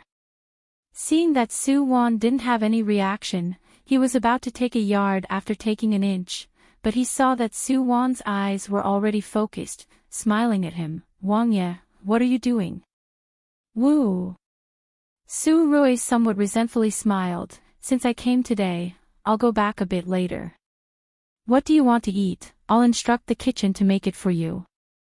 It's definitely more delicious than the ones in Marquis Jingning-fu. All right. Hearing Su Rui's words, Su Wan nodded her head. This is my first time coming to Jin Wangfu. Accompany me for a walk. When you don't need to follow and serve. When you heard Su Wan's words, she just recovered from her sluggish state and blankly nodded her head. This servant understands. Although the accumulated snow in the Wangfu's courtyard had already been cleared, the rockery and trees in the rear courtyard were still covered in a layer of snow. Su Rui was afraid that Su Wan would freeze and draped his cloak over her shoulders as soon as they went out. The two people slowly walked in the Wangfu. No one spoke, but their hearts were exceptionally peaceful. Su Rui, have you ever thought about the future? Right now, there were no outsiders by their side, only then did Su Wan dare to directly call Su Rui's name. She didn't mind knowing about young Miss Su and Jin Qinhuang's ambiguous relationship, but she couldn't let anyone know of their mission enforcer identity. In the future, Su Rui's gaze retracted from a distance and directly fell on Su Wan's face. You are my future, I am your future. Chapter 115. You are my future, and I am your future. Anyone could say pleasant words of love, but Su Wan knew that Su Rui always liked to simply say his own feelings. Just like how he was used to spoiling her, letting her do it, not minding embarrassing himself in front of her, not minding acting stupid in front of her, everything was because he liked her, he liked to spoil her like this, accompany her. In the future. In the past, it was a very distant and unfamiliar word to Su Wan, but now she was already starting to think about the future. Every mission enforcer had their own original life. It was impossible for them to endlessly live in the mission, live in other people's world. In fact, ever since Su Wan truly accepted Su Rui, she was thinking about their future. Because there was love and hope, the unknown future also made people look forward to it. Su Rui stretched out his hands from the side and tightly hugged Su Wan in his embrace. Xiao Wan, these few days, I missed you so much. He lowered his head and softly whispered in her ear, his warm breath blowing into Su Wan's ear, tickling. Su Wan didn't speak, but subconsciously leaned into Su Rui's embrace. The fluttering snow dyed the two people's hair white. Su Wan couldn't help but start to think, if they could be like this for a lifetime, until their hair turned white, how good would that be? Just as Su Rui said, Jin Wangfu's chef's cooking skills were first-rate. By the time Su Wan and Su Rui returned from the courtyard, the dining room was already filled with dishes. Su Wan's cooking skills were very good. Regarding eating, she wasn't picky and naturally wouldn't make do. Because they walked through several worlds together, Su Rui also understood Su Wan's taste very well, so there wasn't a single dish on the table that Su Wan didn't like to eat. When you had been standing behind Su Wan the whole time, quietly watching Su Wan and Su Rui eat. When she was in Marquis Jingning Fu, Su Wan always ate together with Lu Shi. Every time at the dining table, she always didn't talk while eating and didn't talk while sleeping. She also ate very little, but today, she and Jin Wangye chatted and laughed. The two of them ate for more than an hour, but what was strange was that when Yu, who stood behind them, didn't feel the slightest bit bored or depressed. Perhaps it was because the process of those two eating looked too warm and harmonious, or perhaps it was because when they looked at each other and smiled, that scene was too pleasing to the eye. When Yu didn't know how to express her feelings, she only felt they were too well matched. Her young miss and Jin Wangye sitting there looked like a proper husband and wife. What Marquis Qingchuan Gongzi, what General Shin, they all have to stand aside when Su Wan came out of Jin Wangfu. The sun had just set. The red sky reflected the snow on the street with a dazzling color. Su Rui wore a cloak and sent Su Wan to the entrance of the Wangfu until he saw her sitting in Su family's carriage. Watching the carriage go away under the setting sun, Su Rui reluctantly withdrew his gaze. "Master, it's windy outside. Let's go back." The chamberlain looked at Su Rui with concern. His hands were already habitually raised, supporting Su Rui's arm. Well, in the past 10 years, he had already gotten used to taking care of his weak and sickly master. Although he didn't know why his master suddenly recovered, it was hard to change the habits of many years. Moreover, he was old and shrewd. This old chief steward knew that this was the main entrance of the Wangfu. He didn't know if there were spies outside, so he had to be thorough. Cough, cough. Su Rui raised his hand to support his chin and coughed twice. Then he slowly turned around and slowly walked back to the Wangfu. Entering the main entrance, Su Rui's expression immediately turned cold. And the old steward on the side tactfully retreated 3 steps, giving his position to the shadow guard who appeared and disappeared mysteriously. The imperial family of Daqing dynasty had a tradition of cultivating shadow guards. In order to ensure absolute loyalty, these shadow guards followed by their master's side since childhood. Because Qin Muyan's body was weak since childhood and he was also the youngest son of the empress, other princes only had 2 shadow guards by their side, but he had no less than 4. The code names of these 4 shadow guards were respectively, Shui Feng, Shui Yu, Shui Shui, Shui Wu. Shui Shui was the only female shadow guard. She was good at qigong and disguise. Shui Feng was the one with the highest martial arts among the 4 and was also the one Su Rui sent to secretly protect Su Wan. As for Shui Yu, because he was the youngest among the 4, he always followed by Su Rui's side and served as a guard, a cart driver, a manservant, and so on. He could be said to be an all-round talent. The heavenly voice that Su Wan heard outside the carriage that day was actually Shui Yu's child shoes. The last shadow guard, Shui Wu, was good at assassination and using poison. Because the original owner was a peace-loving and ambitious youth, our family's Shui Wu had always been idle in the Wangfu and was in a semi-unemployed state. Fortunately, Su Rui came now. Shui Wu, who had always been depressed, was immediately nurtured and put in an important position. Right now, he had already been sent by Su Rui to the capital to assassinate someone, master. Shui Yu followed Su Rui's footsteps and the 2 people entered the study together. As soon as they entered the door, they saw Shui Shui's slender figure. "You're back." Su Rui raised his eyes and looked at Shui Shui. Right now, the young girl in front of him looked exactly the same as Qin Jin. Feeling Su Rui's scrutinizing gaze, Shui Shui's expression tensed up and her tone involuntarily contained some fear. "Master, Shui Shui is incompetent. This time, I didn't meet His Highness the Second Prince as I wished. This subordinate." "Ha!" Su Rui sneered and lifted his feet to walk in front of Shui Shui. His cold gaze fixated on her. "Luckily you didn't see him. If you really saw him, it would also ruin Ben Wang's important matter." Wang Ye. Zhui Shui froze and subconsciously raised her eyes to meet Su Rui's emotionless gaze. That gaze seemed to be able to penetrate her heart. Zhui Shui only felt cold all over and her face was deathly pale, but she couldn't say a word to refute. Seeing that Zhui Shui was intimidated by him but didn't know where she did wrong, Su Rui couldn't help but coldly snort. Your appearance-changing technique is indeed flawless, but do you think that Qin Yu is an ordinary person? With just your murderous aura, Ben Wang can feel it from 10 meters away. Do you think Qin Yu is blind?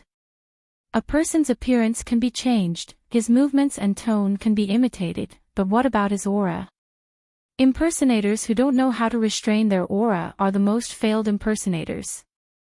Hearing Su Rui's words, Zhui Shui's expression changed greatly. After that, she knelt on the ground without hesitation. This subordinate knows her mistake. Wang Ye, please punish me. Punish?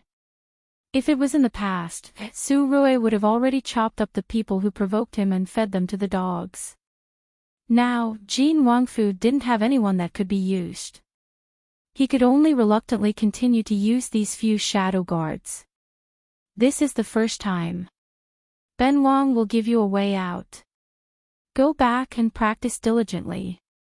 If you can't control your aura as you wish, then don't go out again. Finished instructing, Su Rui somewhat irritably waved his hand. Zhui Shui immediately got up and took her leave as if she was pardoned. After Zhui Shui left, Su Rui began to sit at the desk and flip through the bamboo slips. It's just that he was unable to concentrate and kept thinking about Su Wan's matters. Zhui Yu, why hasn't Zhui Feng returned yet?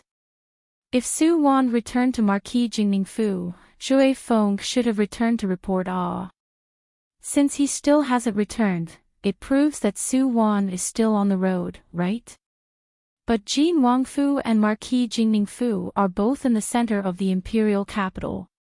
In reality, the distance is not too far. Could it be that something happened on the road? For example, she met Shin Yushu and whatnot. Thinking of this, Su Rui's gaze became a bit colder. Shui Yu, Ben Wang also doesn't have anything to do recently. If you're idle, then go to Marquis Qingchuan Fu and help Ben Wang look after Shin Yushu. Shui Yu. Chapter 116. A heavy snowfall dyed the buildings of the imperial capital white.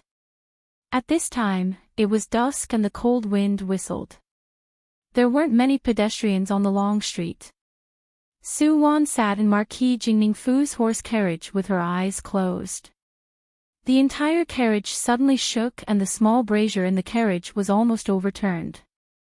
Young miss, be careful. Wen Yu immediately hugged Su Wan and used her body to protect her. I'm fine. Su Wan smiled at Wen Yu and glanced at the back of Wen Yu's hand that was scalded by the sparks that flew out.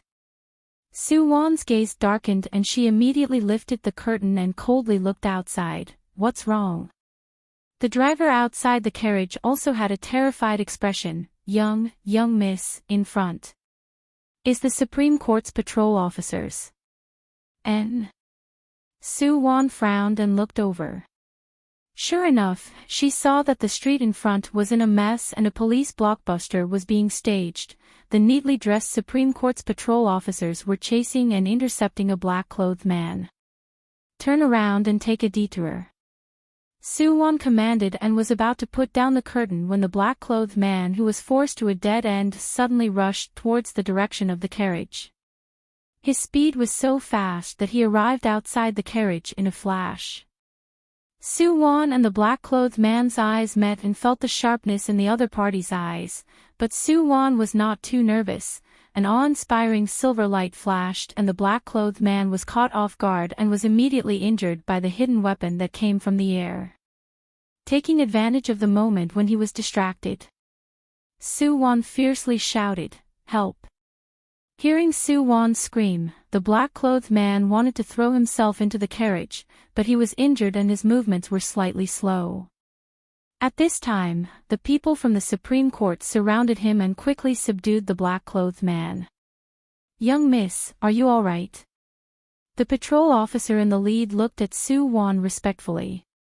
Although he didn't recognize the young miss in front of him, looking at her clothes and the magnificence of the carriage, he knew that she must have come from a noble family in the imperial capital.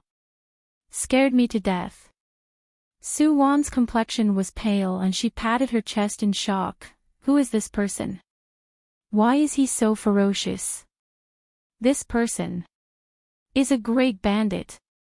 The patrol officer seemed to hesitate for a moment and then gave a perfunctory reply.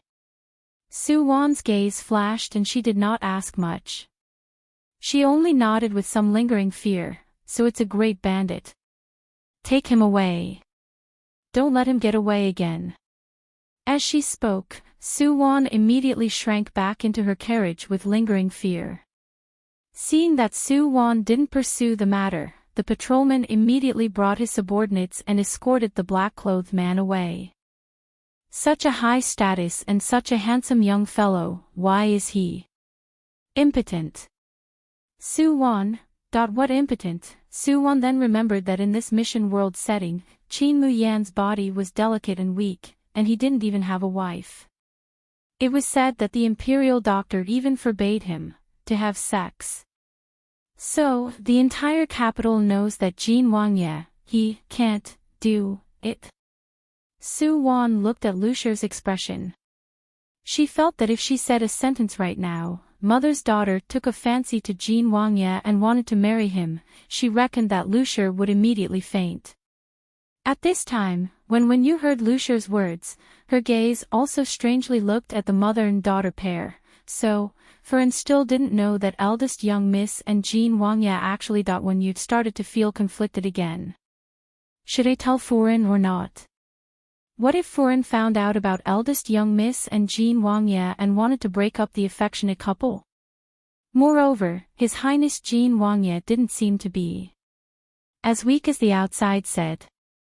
Lucia, who was at the side, didn't notice Wen Yu's conflicted expression and Soo-won's gaze. She raised her hand and grabbed Soo-won's small hand and continued to say, "Today, Yu-shu brought people over. Originally, he came to see you, but after waiting for a long time, you still didn't come back. It wasn't good for mother to directly call people over to Jin Wangfu to find you, so I could only help you arrange for him to come over tomorrow as a guest." Shin Yu-shu, what did he come for?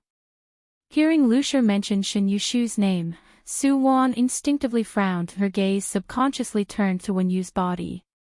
Sure enough, upon hearing Shin Yu-shu's name, Wen Yu's body stiffened and even her gaze started to drift. And feeling the indifference in Soo-won's tone, Lucia couldn't help but seriously size up her daughter. "Won-er, what happened to you recently? Didn't you always treat Yu-shu?" "Mother." Soo-won looked at Lucia, her gaze somewhat absent-minded. "Mother, daughter wants to break off the engagement." "What did you say?" Chapter 117. Soo-won and Shin Yu-shu's engagement was discussed by Marquis Qingchuan, Chen Che and Marquis Jingning, Su-yun. Of course, everything was done on Su-yun's initiative. Who let him only have Soo-won, this one precious daughter? And his daughter just so happened to have a soft spot for Shin Yu-shu. Fortunately, Marquis Qingchuan, Chen Che was also very satisfied with Soo-won's identity. Marquis Jingning Fu only had Soo-won, this 1D daughter. This Fu was a big family with a big business. According to Daqing's laws, after Soo-won marries into Marquis Qingchuan Fu, she would still enjoy the inheritance rights of Marquis Jingning Fu. In other words, if she and Shin Yu-shu had 2 sons, then these 2 children could respectively inherit the titles of Marquis Qingchuan and Marquis Jingning. Lucia had always been a man of his word in Marquis Jingning Fu. She had always spoiled her precious daughter. It could be said that the reason why the original owner could live so smoothly and heartlessly was all thanks to her parents who doted on her. It's just that both success and failure were caused by the same person. This pair of parents raised the original owner to be too delicate, willful and ignorant of worldly affairs.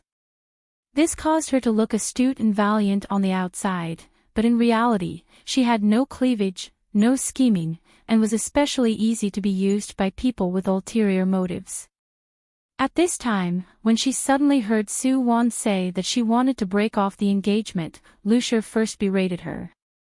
Seeing Sue Won's calm expression as if she had already steeled her heart, Lucia couldn't help but frown. She moved closer to Sue Won and asked in a low voice, "Won, tell mother the truth, is it? That matter was known by Shin Yushu." In Lucia's eyes, her daughter was naturally the best, but she also knew that Shin Yushu didn't seem to like her daughter that much. But today, Shin Yushu was amiably waiting for Sue Won in the Fu for most of the day. Lucia thought about it now and felt that there was something fishy about it. That Shin Yushu wouldn't come without a reason. He wouldn't have come to find Sue Won to break off the engagement, right? In this imperial capital, who doesn't know each other? Once Shin family came to break off the engagement, where would Sue family's face be? If that matter was spread out, then her daughter's entire life would be ruined. Just as Lucia's heart was tangled, Sue Won lightly shook her head. "Mother, he doesn't know about that matter. The reason why I want to break off the engagement is because I fancy someone else." He had taken a fancy to someone else. Sue Won's voice was not deliberately lowered.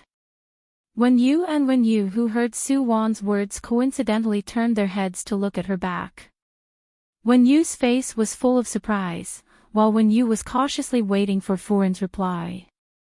"Oh, so he doesn't know. You're the one who took a fancy to, what?" Mrs. Liu, who was slow to react, suddenly stood up from the chair and stared at her baby daughter in disbelief. "You said you like someone else?" "Yes." Sue Won nodded her head solemnly. Hearing Sue Won's answer, Lucia suddenly slapped her face. It wasn't an illusion, right? Could it be that Won really didn't like Shin Yushu anymore and shifted her affections to another man? Who is it? Lucia's eyes flashed and she stared at Sue Won with a serious expression. Is he as handsome as Shin Yushu?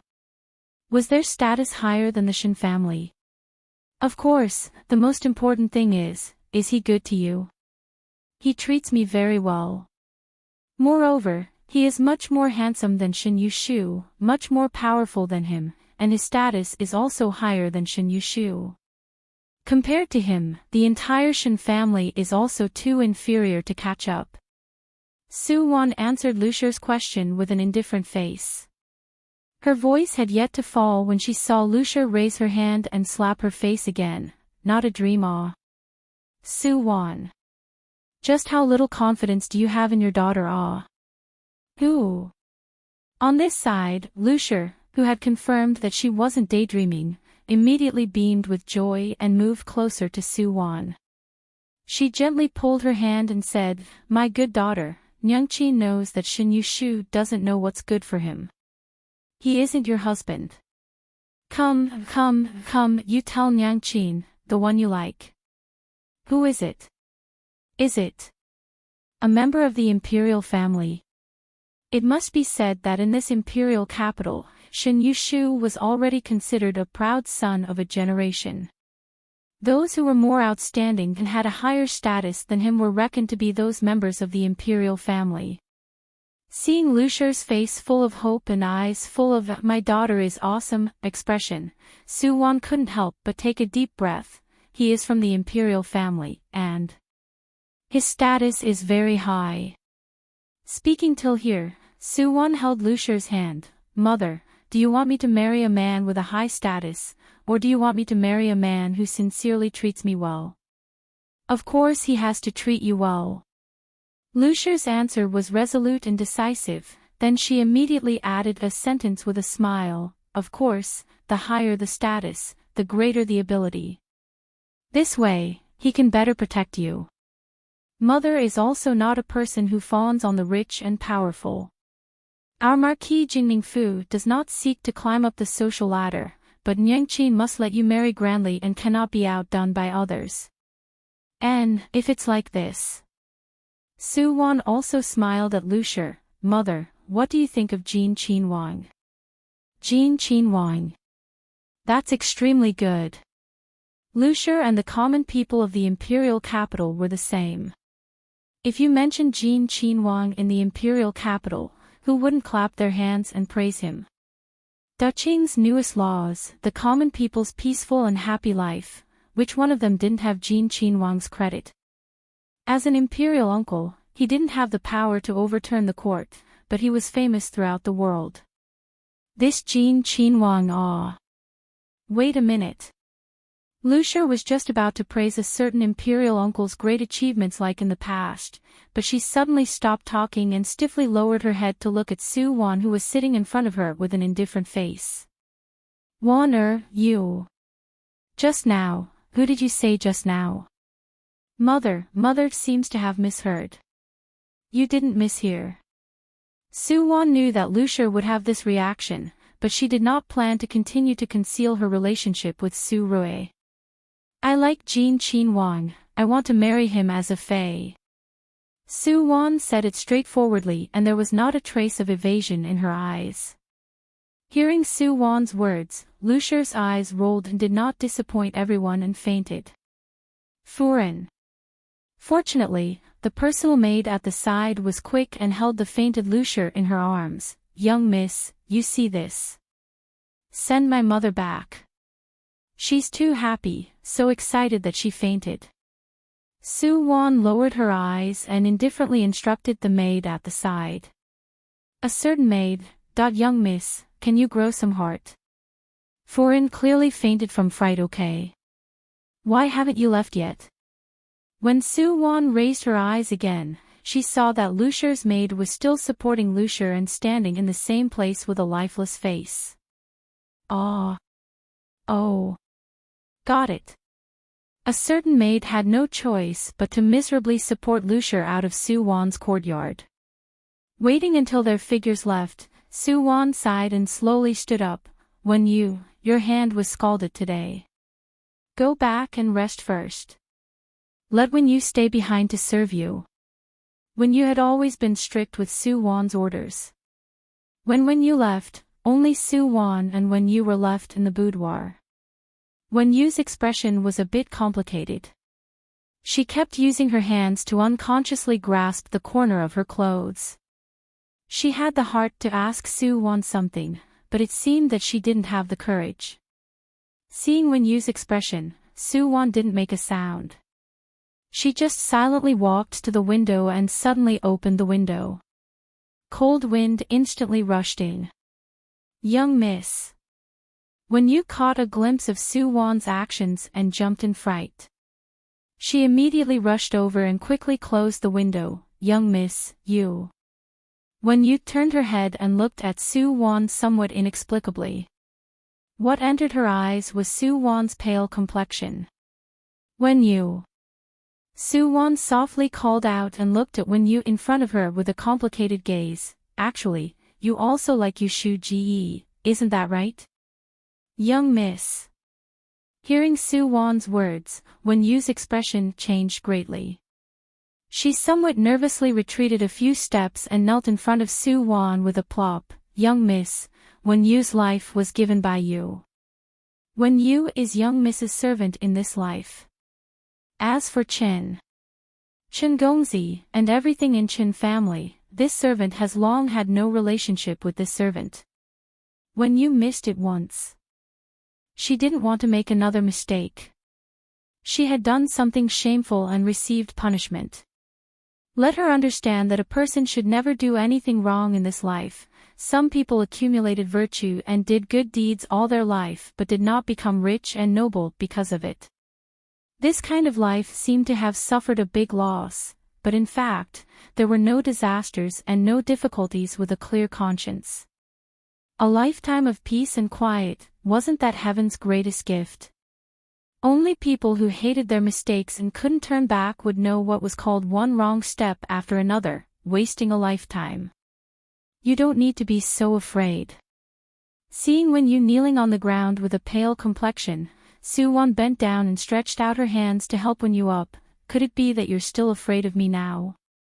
I know that the people outside all say that I'm unruly, headstrong, and brainless. They feel that I'm not worthy of you Shu Ji. That's why there were people scheming against me in Marquis Qingchuanfu. Young miss. Hearing Su-won's words, Wen Yu's entire body stiffened. Young miss, you. Don't tell me. Glancing at Wen Yu's doubtful expression of disbelief, Su-won somewhat laughed at herself. Wen Yu, aren't you curious why I saved you? Actually, the reason is very simple. Because you're the victim of that matter. I am also one. Speaking like this, Su-won's hands suddenly uncontrollably gripped Wen Yu's arm. Her hands were exerting strength, but her whole body was trembling non-stop. Wen Yu didn't seem to feel the pain in her arm. She only widened her eyes and absent-mindedly looked at Su-won, who was trembling non-stop in front of her. That day, could it be that she was also thinking of this possibility? Wen Yu's heart couldn't help but start to feel uncomfortable and guilty. It was her fault, it was what she did. It was she who harmed young miss, harmed herself. Because of this matter, she received the biggest punishment in her life. And the person who saved her from the endless abyss was none other than the person in front of her who was hurt the most by her. Young miss, I. Wen Yu moved her lips, wanting to say everything, but when the words reached her mouth, she suddenly didn't have the courage. Her sins were grave, her death wasn't worth pitying. But like this, she still hoped to live, to continue living. Marquis Jingningfu was her second home. Young miss and Wen Yu both treated her very well. Wen Yu was reluctant to part with this place, even though she felt that God arranged for her to come here, to atone for her sins. She must first atone for her sins. There's a chance. There's a way. She will definitely have a chance to help young miss. Young miss, actually you. Chapter 118. The stove in the room was still burning brightly.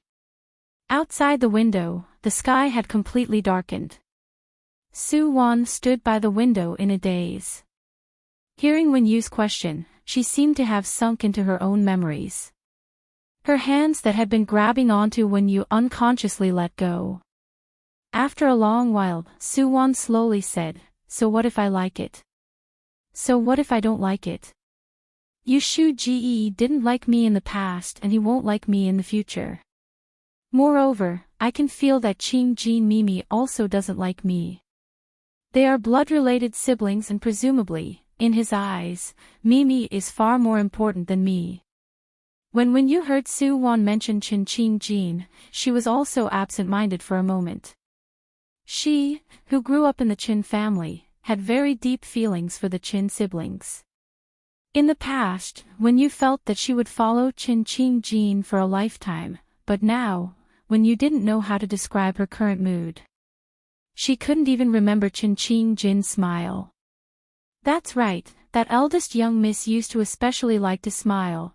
Her smile was especially pure and innocent, but ever since she recovered from that serious illness, Wen Yu had never seen her smile like that again.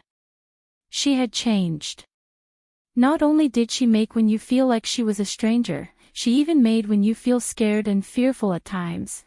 Was the current Qing Jin still the Qing Jin of the past? Wen Yu didn't dare to think too much. She only knew that she was now a person of Marquis Jingningfu and was Su-won's maid.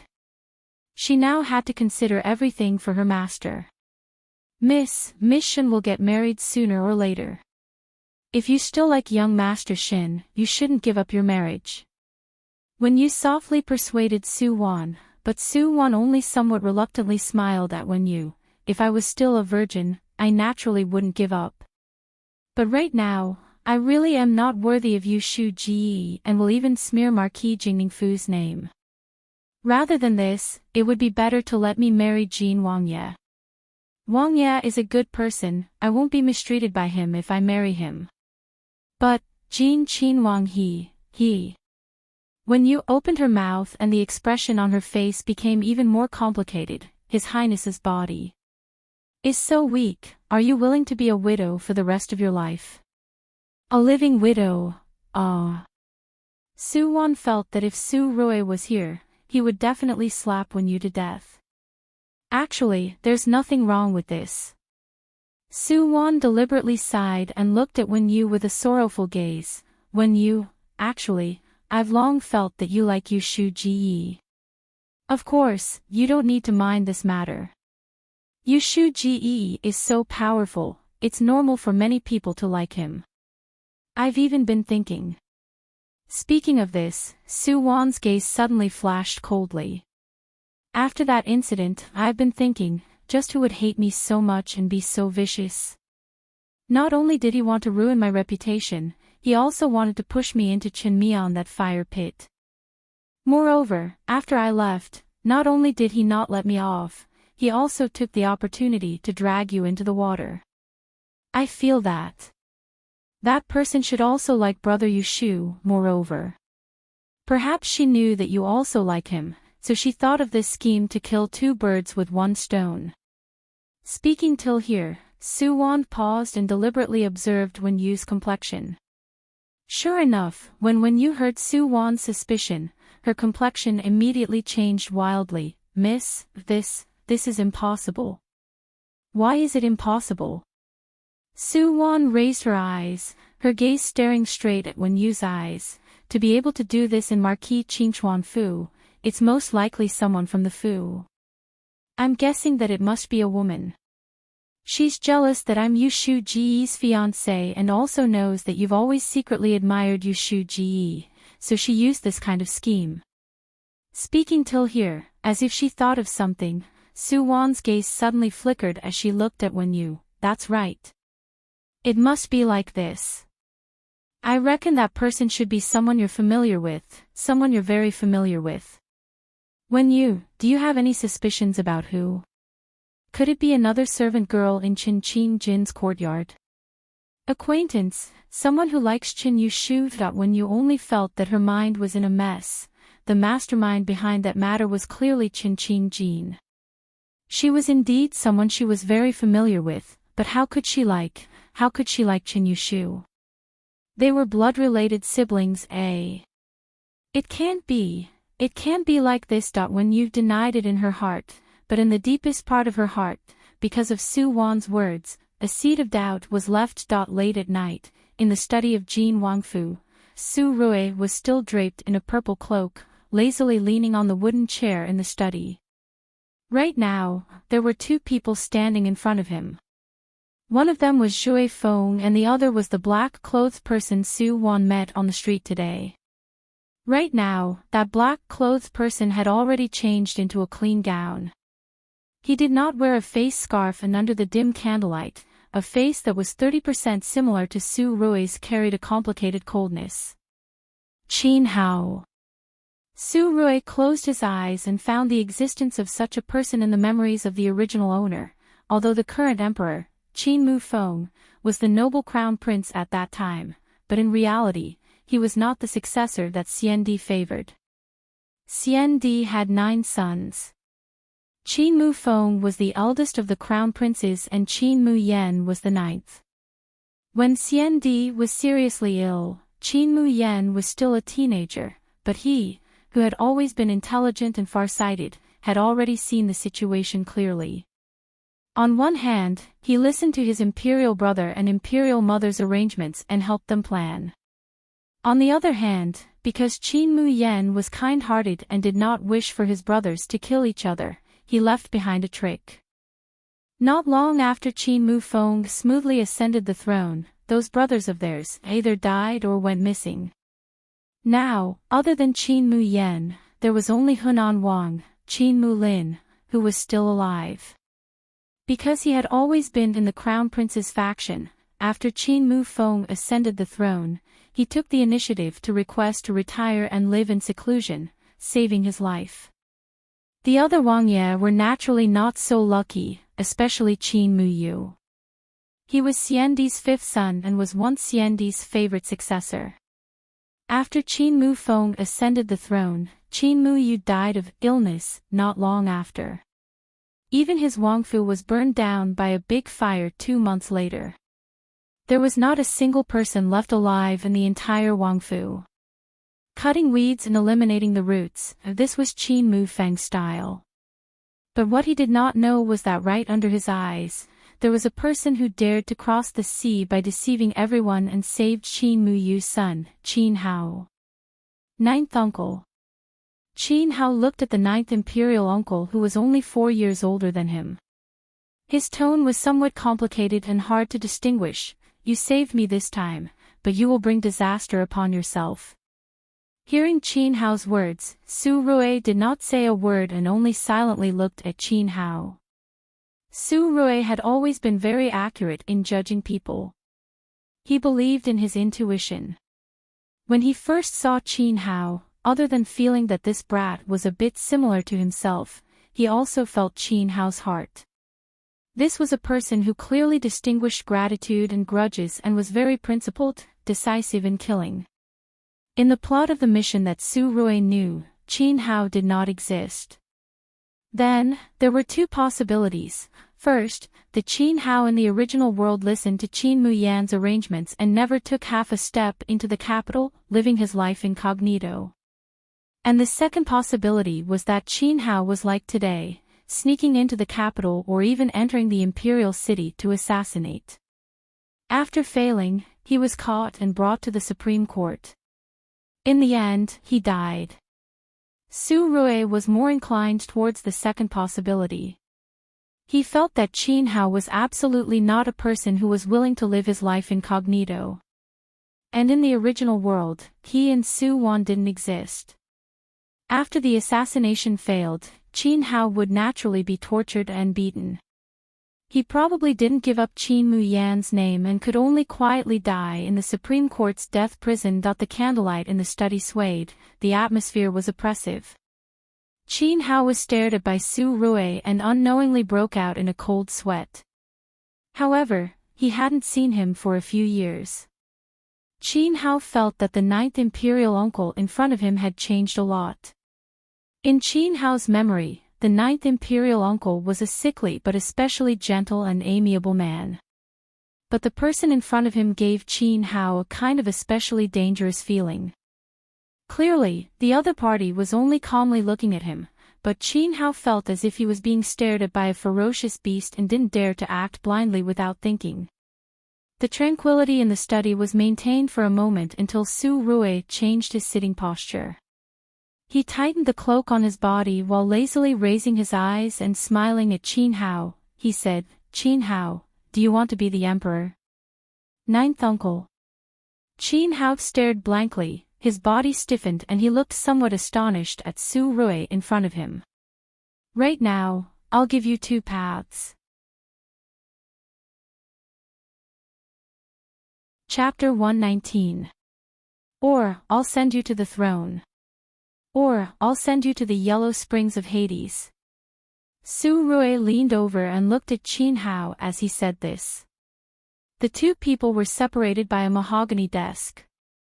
When Su Rui's voice fell, Qin Hao felt an irresistible monstrous murderous aura assaulting him. He didn't doubt Su Rui's words in the slightest. The man in front of him definitely didn't care for the yellow springs. And the yellow springs of Hades was even less of a problem. I choose the first option. Under Su Rui's attentive gaze, Qin Hao swallowed a mouthful of saliva and quickly replied. Very good. Su Rui smiled and straightened his body. Then he slightly raised his chin and narrowed his eyes. Now, let's settle another matter. Another matter. Qin Hao still hadn't understood what Su Rui was talking about. He only felt his vision go black. In the next breath, his abdomen had already been heavily kicked by Su Rui. Qin Hao's entire body flew out. The huge impact smashed the study's door and Qin Hao's body fell in the middle of the Wangfu's courtyard. It was only a kick, but Qin Hao not only flew out far, his entire body was curled up on the ground. He spat out blood while painfully clutching his abdomen with both hands. This scene was really. Shui Feng subconsciously rubbed his abdomen. Fortunately, he was smart and knew that he couldn't make young Miss Su unhappy. Otherwise, TSK, the outcome of the future emperor in front of him would be a true portrayal of his future. Ninth uncle. Qin Hao endured the intense pain in his abdomen. His gaze absent-mindedly looked at the man who was indifferently walking towards him step by step. At this moment, he truly felt the terror of this ninth imperial uncle, terminally ill, plagued by illness. Your mother, have you ever seen a patient who could casually send a martial arts expert flying with a kick and make him spit out blood incessantly? Ninth uncle. Seeing that Su Rui had already arrived in front of him, Qin Hao's complexion became even more miserable. Even his voice was trembling.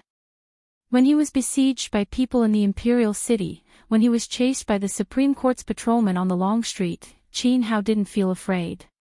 But he didn't know why. Seeing Su Rui approach step by step, that kind of baleful aura that emanated from his bones made Qin Hao's teeth chatter. Su Rui raised his hand and elegantly lifted his cloak, slowly squatting in front of Qin Hao's body. Does it hurt? It was clearly such a gentle and indifferent tone, but it made people's hair stand on end.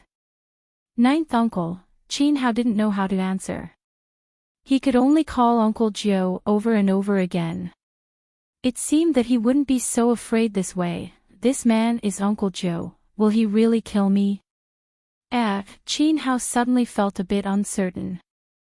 Meeting Qin Hao's somewhat frightened eyes, Su Rui didn't know why, but he thought of Xianyuan Yi, as well as many ancient mission worlds that he had once experienced. Those emperors all looked at him with this kind of fear and uneasiness before they died. How boring. Su Rui retracted his gaze and slowly stood up. Shui Feng, help him to the courtyard to recuperate and tell him who he can't provoke. Yes. Shui Feng immediately rushed in front of Qin Hao. When he helped Qin Hao to the courtyard, the Wang Fu's doctor also rushed over. Watching the doctor examine Qin Hao's injuries with his own eyes, Shui Feng's heart couldn't help but tremble again, breaking 3 ribs with one kick and whatnot. Wang Ye really only used 30% of his strength at that time.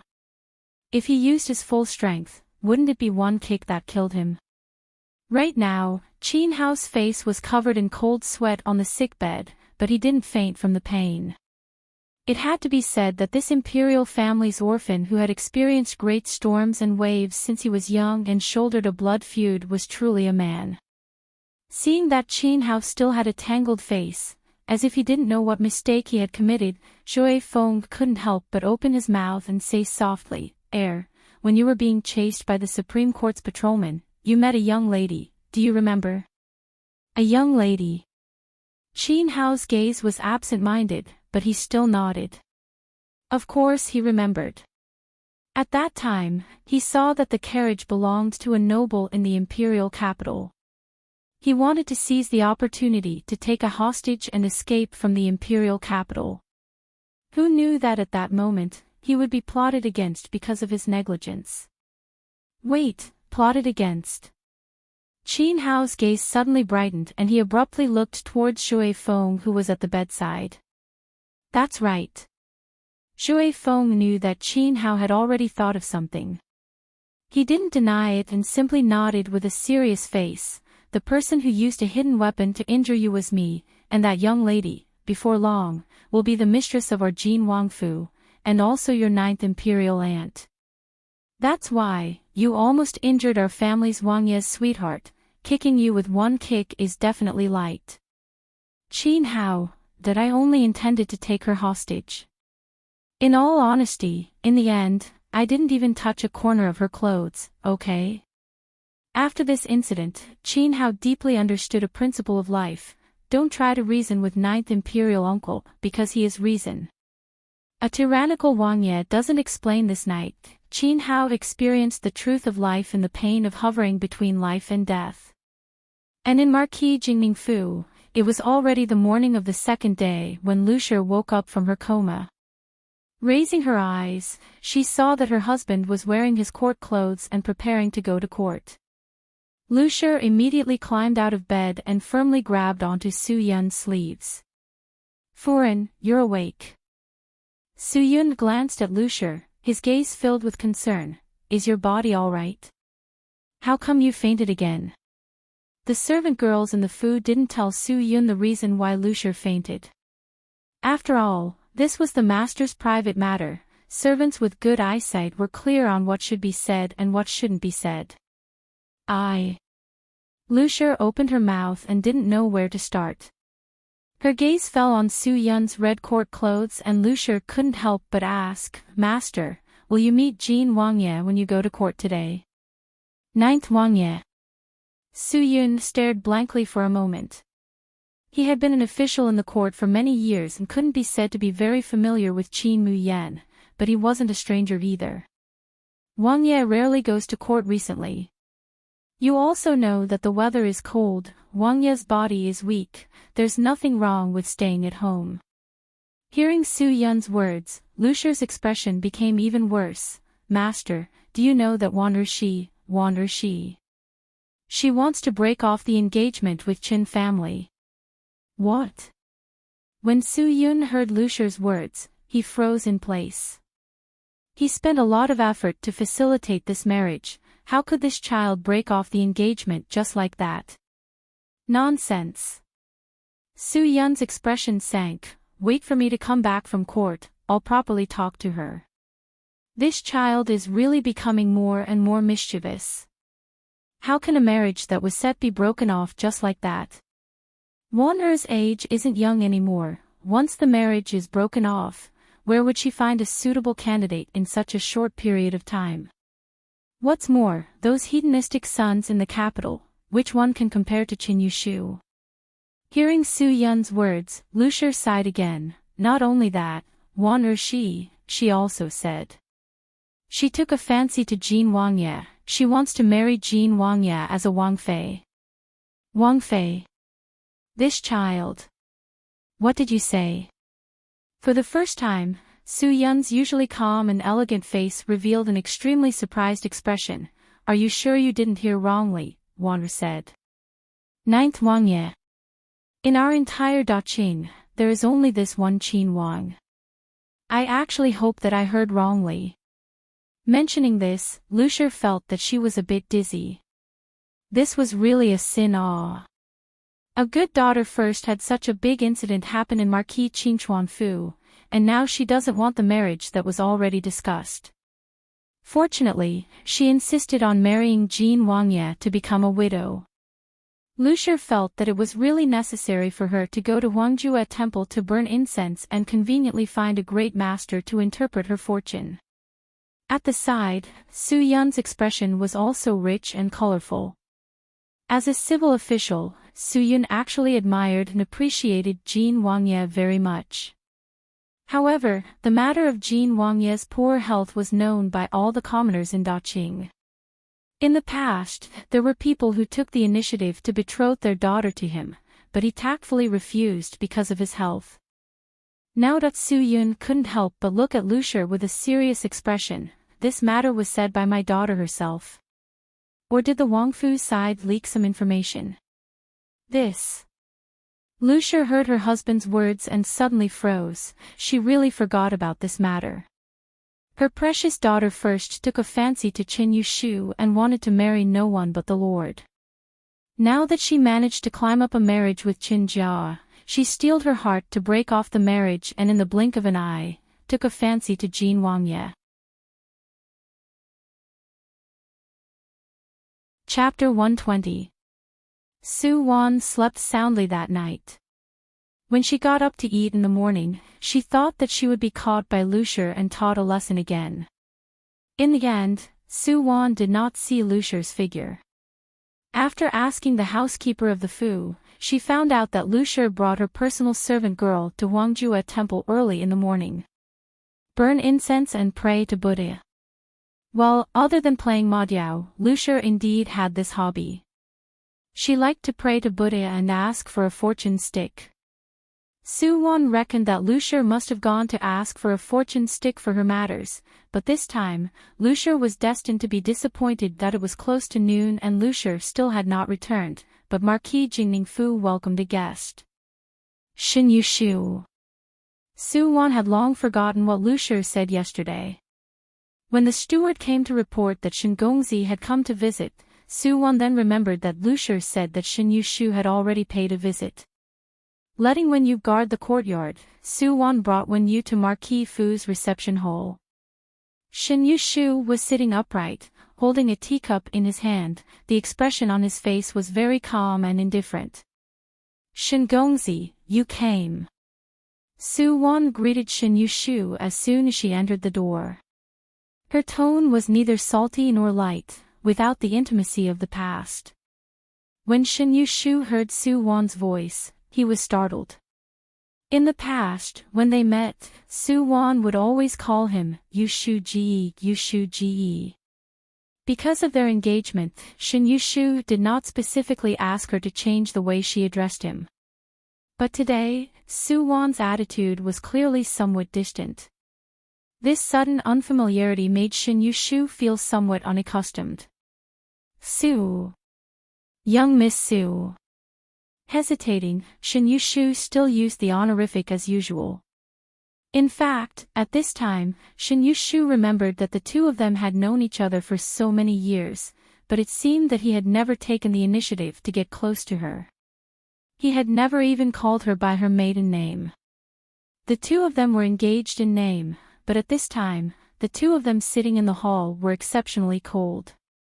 Soo-won no longer spoke and Shin Yu-shu also didn't know what to say.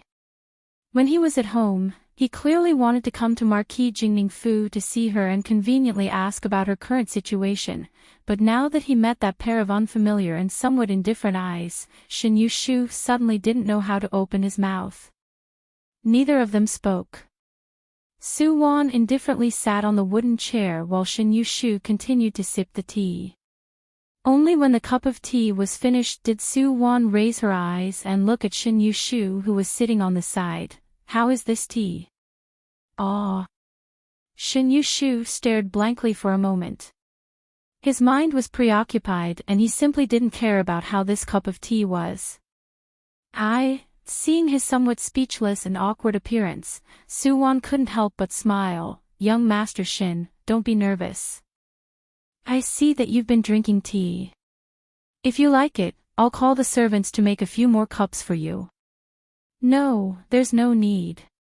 Shin Yu-shu put down the teacup and looked at Soo-won's smiling face with a gentle gaze. Actually, I came here today to see you. In the past, Shin Yu-shu never carefully paid attention to Soo-won, but ever since the last time he came into contact with her in the hunting ground, Shin Yu-shu could always inadvertently think of this girl who smiled very brightly and did things without a care in the world. The relationship between people was just this subtle. When you don't care about it, no matter how much the other party did, you wouldn't be able to see it. When you truly care about it, you will start to worry about gains and losses. Shin Yu-shu felt that Soo-won was somewhat cold towards him now. Could it be that it was because he had been estranged from her in the past? See me. Hearing Shin Yu-shu's words, Soo-won lowered her eyes, as if she was somewhat preoccupied. Young Master Shin, actually, I also just happen to have something to tell you. Oh. What is it? Hearing Soo-won's words, Shin Yu-shu turned his head and looked at Soo-won with a serious expression. I want. Soo-won finally slowly raised her eyes and looked at Shin Yu-shu with a somewhat complicated gaze. I want to break off the engagement. Hesitantly saying these words, after finishing speaking, Soo-won's entire body leaned against the chair, as if she had used up all the strength in her body. Break off the engagement. Shin Yu-shu suddenly stood up and looked at Soo-won with some disbelief. What did you say? You want to break off the engagement with me? Shin Yu-shu's questioning tone was full of disbelief. Right now, his pair of bright eyes were staring at Soo-won's eyes without blinking. Why? Why do you want to break off the engagement? At the very least, she should give him a clear answer. No reason, I just don't like you anymore. I've always liked you so much, but you don't like me. I feel very tired. Soo-won raised her eyes and looked at Shin Yu-shu face to face without flinching. I also want to find a husband who loves me dearly and sincerely treats me well. She said these words with sincerity and her eyes involuntarily reddened. Shin Yu-shu's heart trembled and he looked at Soo-won with some guilt. Actually, I can also treat you very well. It's too late. Soo-won unhurriedly stood up and interrupted Shin Yu-shu's words. Some things that have happened can no longer be undone. Shin Yu-shu, you and I are destined to have no fate in this life. I'm a bit tired and won't send you off. Not waiting for Shin Yu-shu to react, Soo-won already unhesitatingly brought one Yu and slowly left. In the empty living room, Shin Yu-shu stood in the same place for a long time without moving, his slender figure looking slightly lonely at this moment. Marquis Qingchuan-fu. Chen Qing-jin heard about the matter of Shin Yu-shu going to Sujia early in the morning.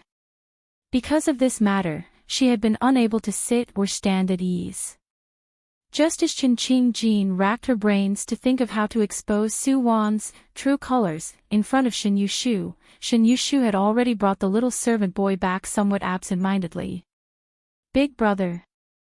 Chen Qing-jin saw Shin Yu-shu pass by her courtyard and immediately lifted her skirt and rushed in front of Shin Yu-shu. Big brother, didn't you go to Sujia?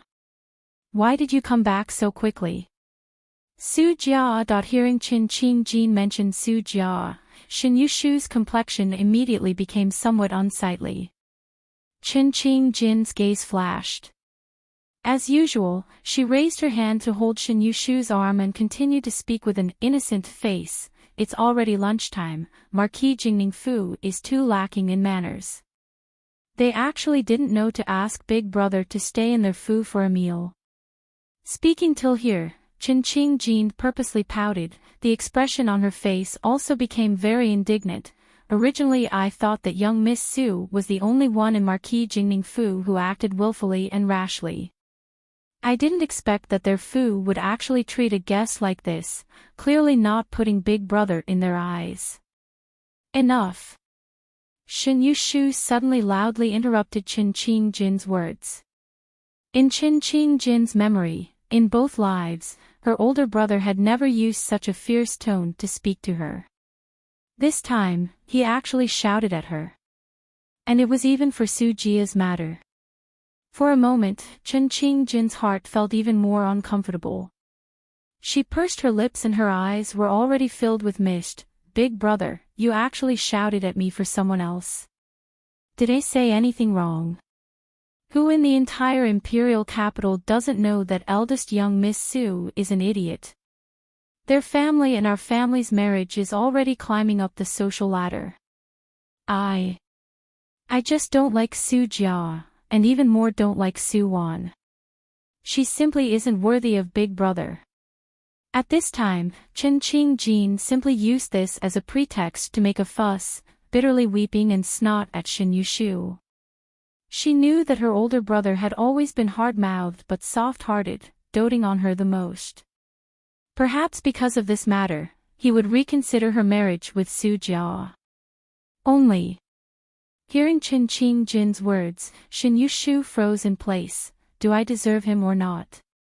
Even if in the entire aristocratic circle of the imperial capital, everyone felt that Soo-won wasn't worthy of him, so what? Right now, it was Soo-won who wanted to break off the engagement, and he was suddenly somewhat at a loss. Without the vexation and anger of being broken off the engagement, as long as Shin Yu-shu remembered what Soo-won said, as well as her expression and gaze at that time, his heart would feel very guilty, no matter how willful she was in other people's eyes, no matter how disrespectful she was. At least, she once tried so hard to like him and did a lot of things for him that other people saw as one-sided wishful thinking. And he himself, seemed to have never given her the slightest bit of response. Chapter 121.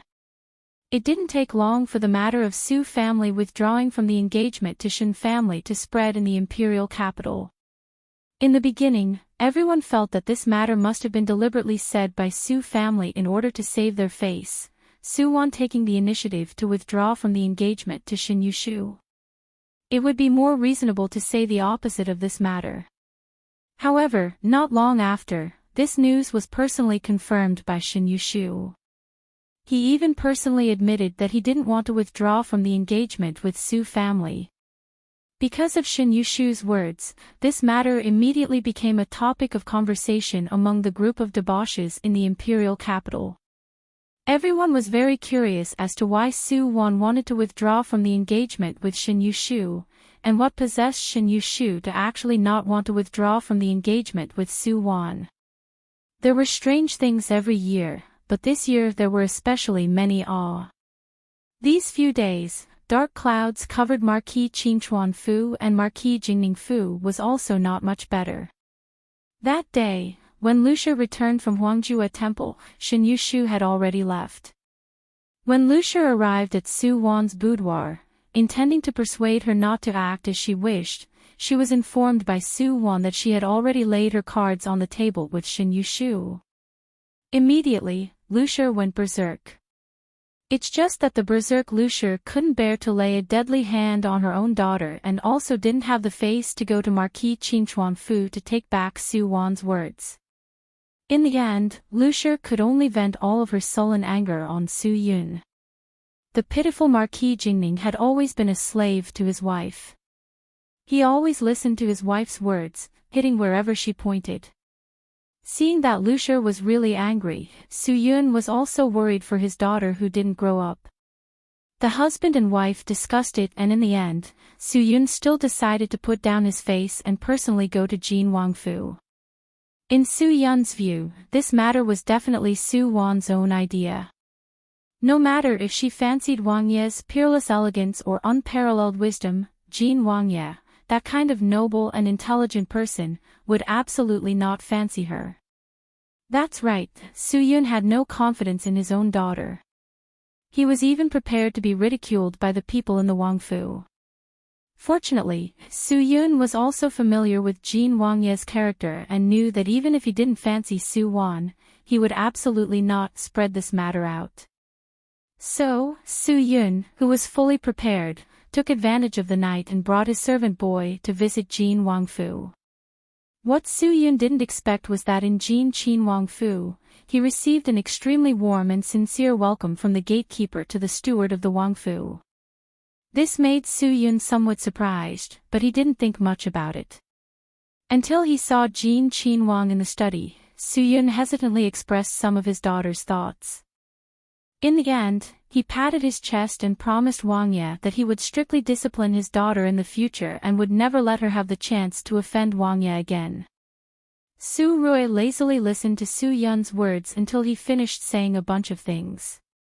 Only then did Su Rui lightly lift his eyelids and indifferently look at Su-yun. Marquis Jingning, are you done? Ah. Yes. Su-yun nodded subconsciously. All right. Su Rui stood up and glanced at Su-yun indifferently. Then he slowly opened his mouth and said, Ben Wang can speak now, right? First, this prince likes Miss Su very much and is very willing to take her as a concubine. Second, other than this prince absolutely won't allow any other man to have any ideas on her, and also won't allow anyone to touch a single strand of her hair. Of course, Su Darren and Su Furen are no exception, otherwise you will have to bear the consequences. Su-yun, did this marquis hear wrongly? Seeing Su-yun standing there foolishly, Su Rui didn't say anything more. Instead, he casually picked up a blue and white porcelain teacup on the desk and gently played with it in his hands for a while. Then, with a slight force, the high-quality blue and white porcelain turned into a pile of powder in the blink of an eye in Su Rui's hands. Su-yun, Not only did I hear wrongly, don't tell me that I'm also hallucinating. Marquis Benoit's words, do you remember them?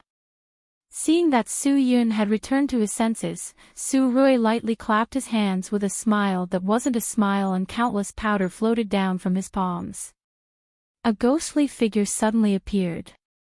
Zhuai Yu took the prepared towel and respectfully handed it to Su Rui. Su Rui took the towel and wiped his hands with an indifferent expression while narrowing his eyes, waiting for Su Yun's reply. Su Yun, can I refuse? Replying to Wang Ye, this official will remember. Su Yun's mind spun a few times before he finally slightly lowered his head and respectfully replied. Seeing that Su Yun was so sensible, Su Rui also had a rare amiable expression. Since it's like this, Su Darren, you should go back and prepare. After the new year, Ben Wang will marry young Miss Su. In the future, we will be a family. Family and whatnot. Su Yun felt a bit sad. Was there anyone who threatened their own father-in-law like this?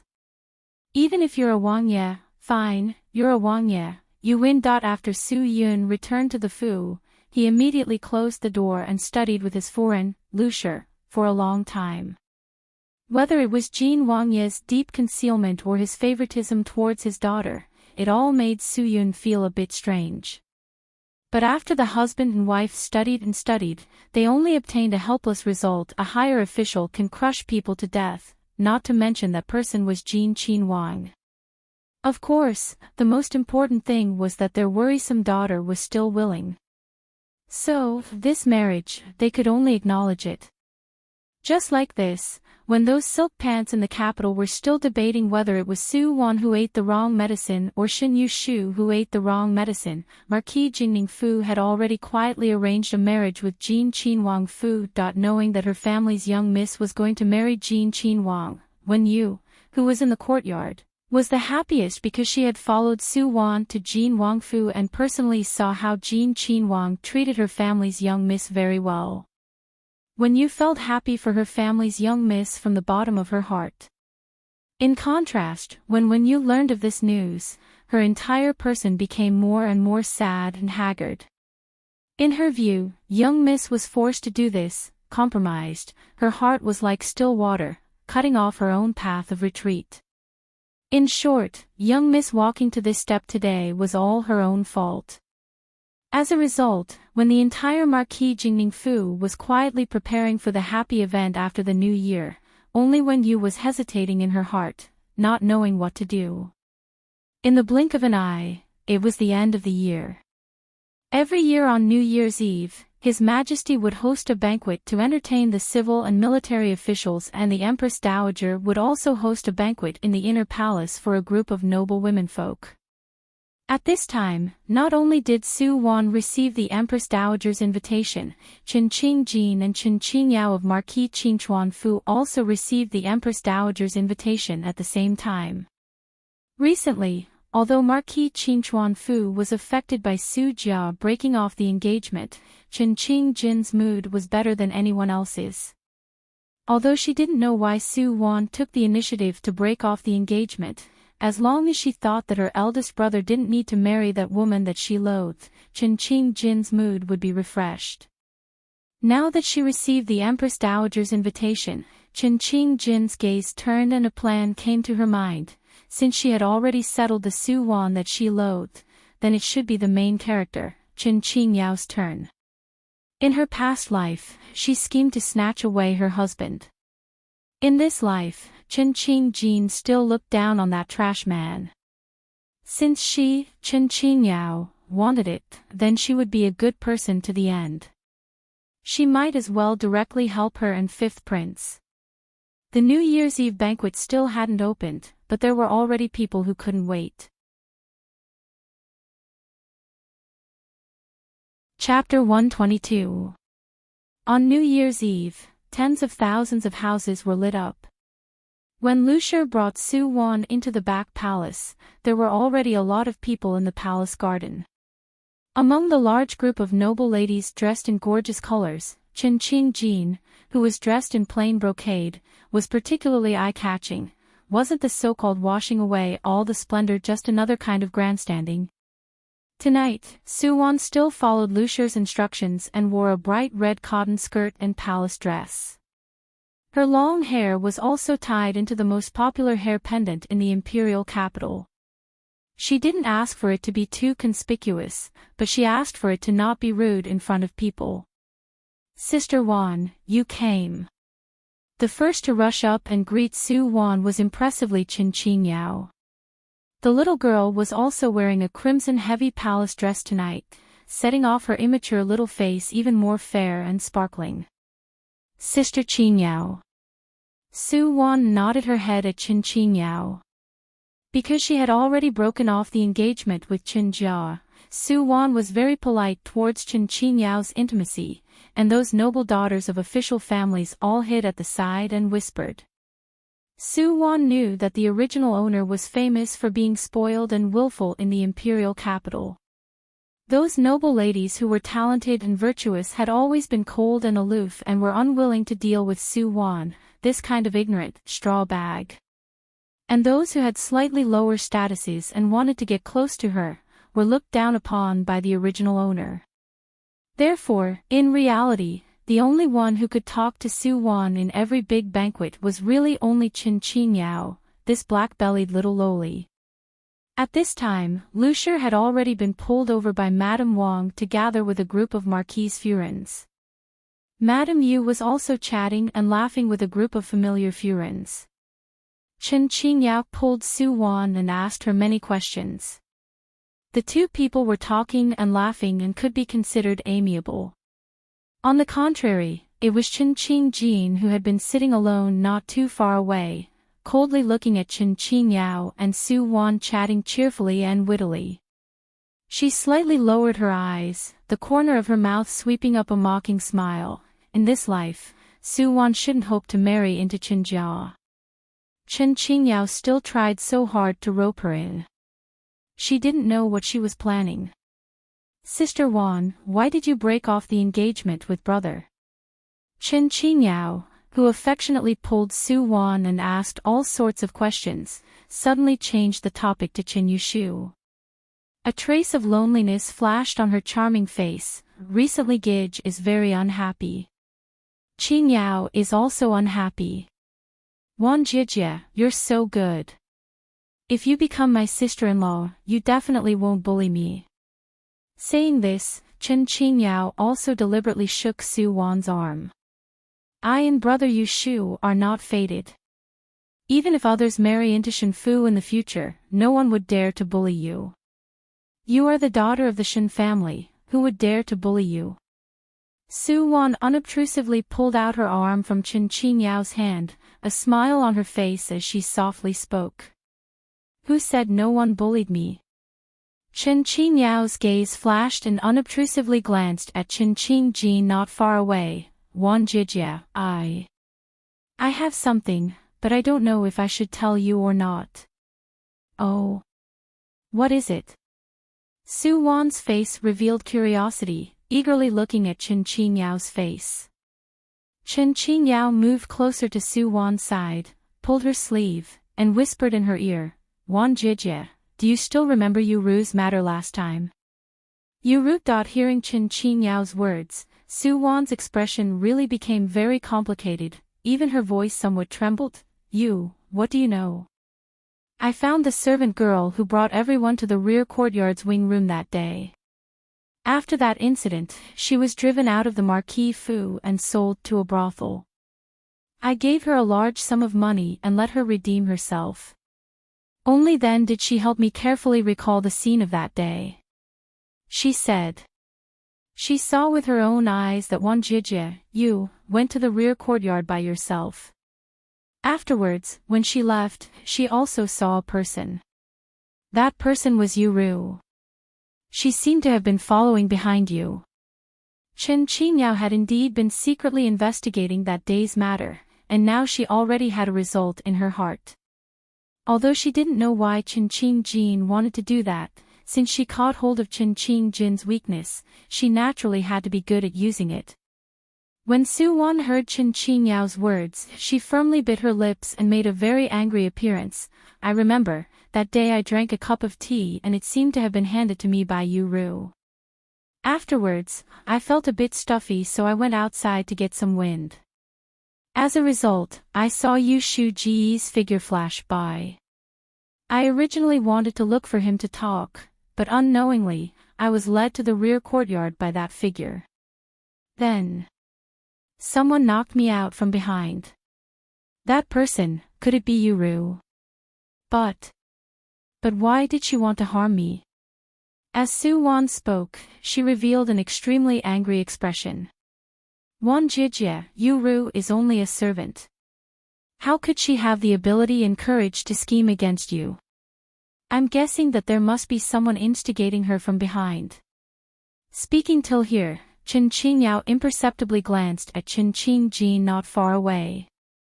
It's Chen Qingjin. It's Chen Qingjin, right? Su Wan's tone suddenly became fierce. I knew it was her, it must be her. Wan Jijie, don't be so agitated. Seeing Su Wan being so supportive, Chen Qingyao revealed an expression of wanting to say something but hesitating, although Jijie likes to pester Gij, but Jijie, she wouldn't be so vicious, right? Jijie, she's deliberately trying to separate me and Yu Shu Ji, this slut. At this time, Su Wan seemed to completely not hear Chen Qingyao's dissuasion. She suddenly took large strides forward and walked in front of the short table that Chen Qingjin was sitting at. Picking up the wine pot on the table, Su Wan didn't even look and opened the lid, pouring the entire pot of wine onto Chen Qingjin's face. Ah! Chen Qingyao, who rushed over, cried out in alarm and immediately successfully attracted everyone's gazes. Su Wan, what are you doing? Chen Qingjin, whose face was suddenly drenched with wine, also stood up at this time and inexplicably looked at the angry Su Wan in front of him. Doing what? I want to properly teach you, slut, a lesson today. Su Wan raised her brows and looked at Chen Qingjin with a face full of contempt. Chen Qingjin, you're playing dirty tricks behind people's backs. What kind of skill is scheming? Didn't you just want to separate me and Yu Shu Ji? Now that you've gotten what you want, aren't you especially proud? Young Miss Su, what are you doing? Warner, don't mess around. At this time, Yusher and Lusher also brought a group of official Furens and rushed over. Under the dissuasion of the crowd, Su Wan, who was, in a fit of anger, raised her eyes and swept her gaze over the crowd. Today, I want to expose Chen Qingjin's true colors in front of everyone. Last time in Marquis Qingchuan Fu, it was she who played dirty tricks behind my back and wanted to harm me. Seeing that she couldn't harm me, she pushed her personal maid out to be a scapegoat. Ah! Hearing Su Wan's words, the crowd burst into exclamations. The majority of the people who came to attend the banquet today were witnesses of that matter. At this time, when they heard Su Wan's revelation, they were all shocked. Yusher and her daughter, Chen Qingyao, unobtrusively looked at each other, and when Lusher heard Su Wan's words, her expression immediately turned cold and her gaze ruthlessly stared at Chen Qingjin. Young Miss Su, catch the thief and get the stolen goods. Don't listen to other people's misleading words and casually slander others. Compared to Su Wan's, flustered and exasperated, although Chen Qingjin cut a sorry figure at this time, the expression on her face looked especially calm and unperturbed. You and my Gij have an engagement, you can also be considered as my future sister-in-law. Gij has always treated me well, why would I want to harm you? It's because Yu Shu Ji treats you well that you want to harm me even more. Because you, this shameless slut, like Yu Shu Ji. Su Wan raised her chin and looked at Chen Qingjin with disdain. To deal with a person like Chen Qingjin, if you reason with her and talk about evidence, you might be brought into the ditch by her. Su Wan preferred a more simple and crude method to deal with this kind of person. Don't you think that I'm willful and rash? Then older sister will be willful for you to see today. You. Hearing Su Wan's words, Chen Qingjin's complexion turned green. You're maliciously slandering me. Chen Qingjin and Chen Yushu were biological brother and sister, and because the relationship between the brother and sister had always been especially good, they had always been the object of envy of many noble children. At this time, hearing Su Wan say that Chen Qingjin actually liked her own Gige, everyone in the crowd looked at Chen Qingjin with strange gazes.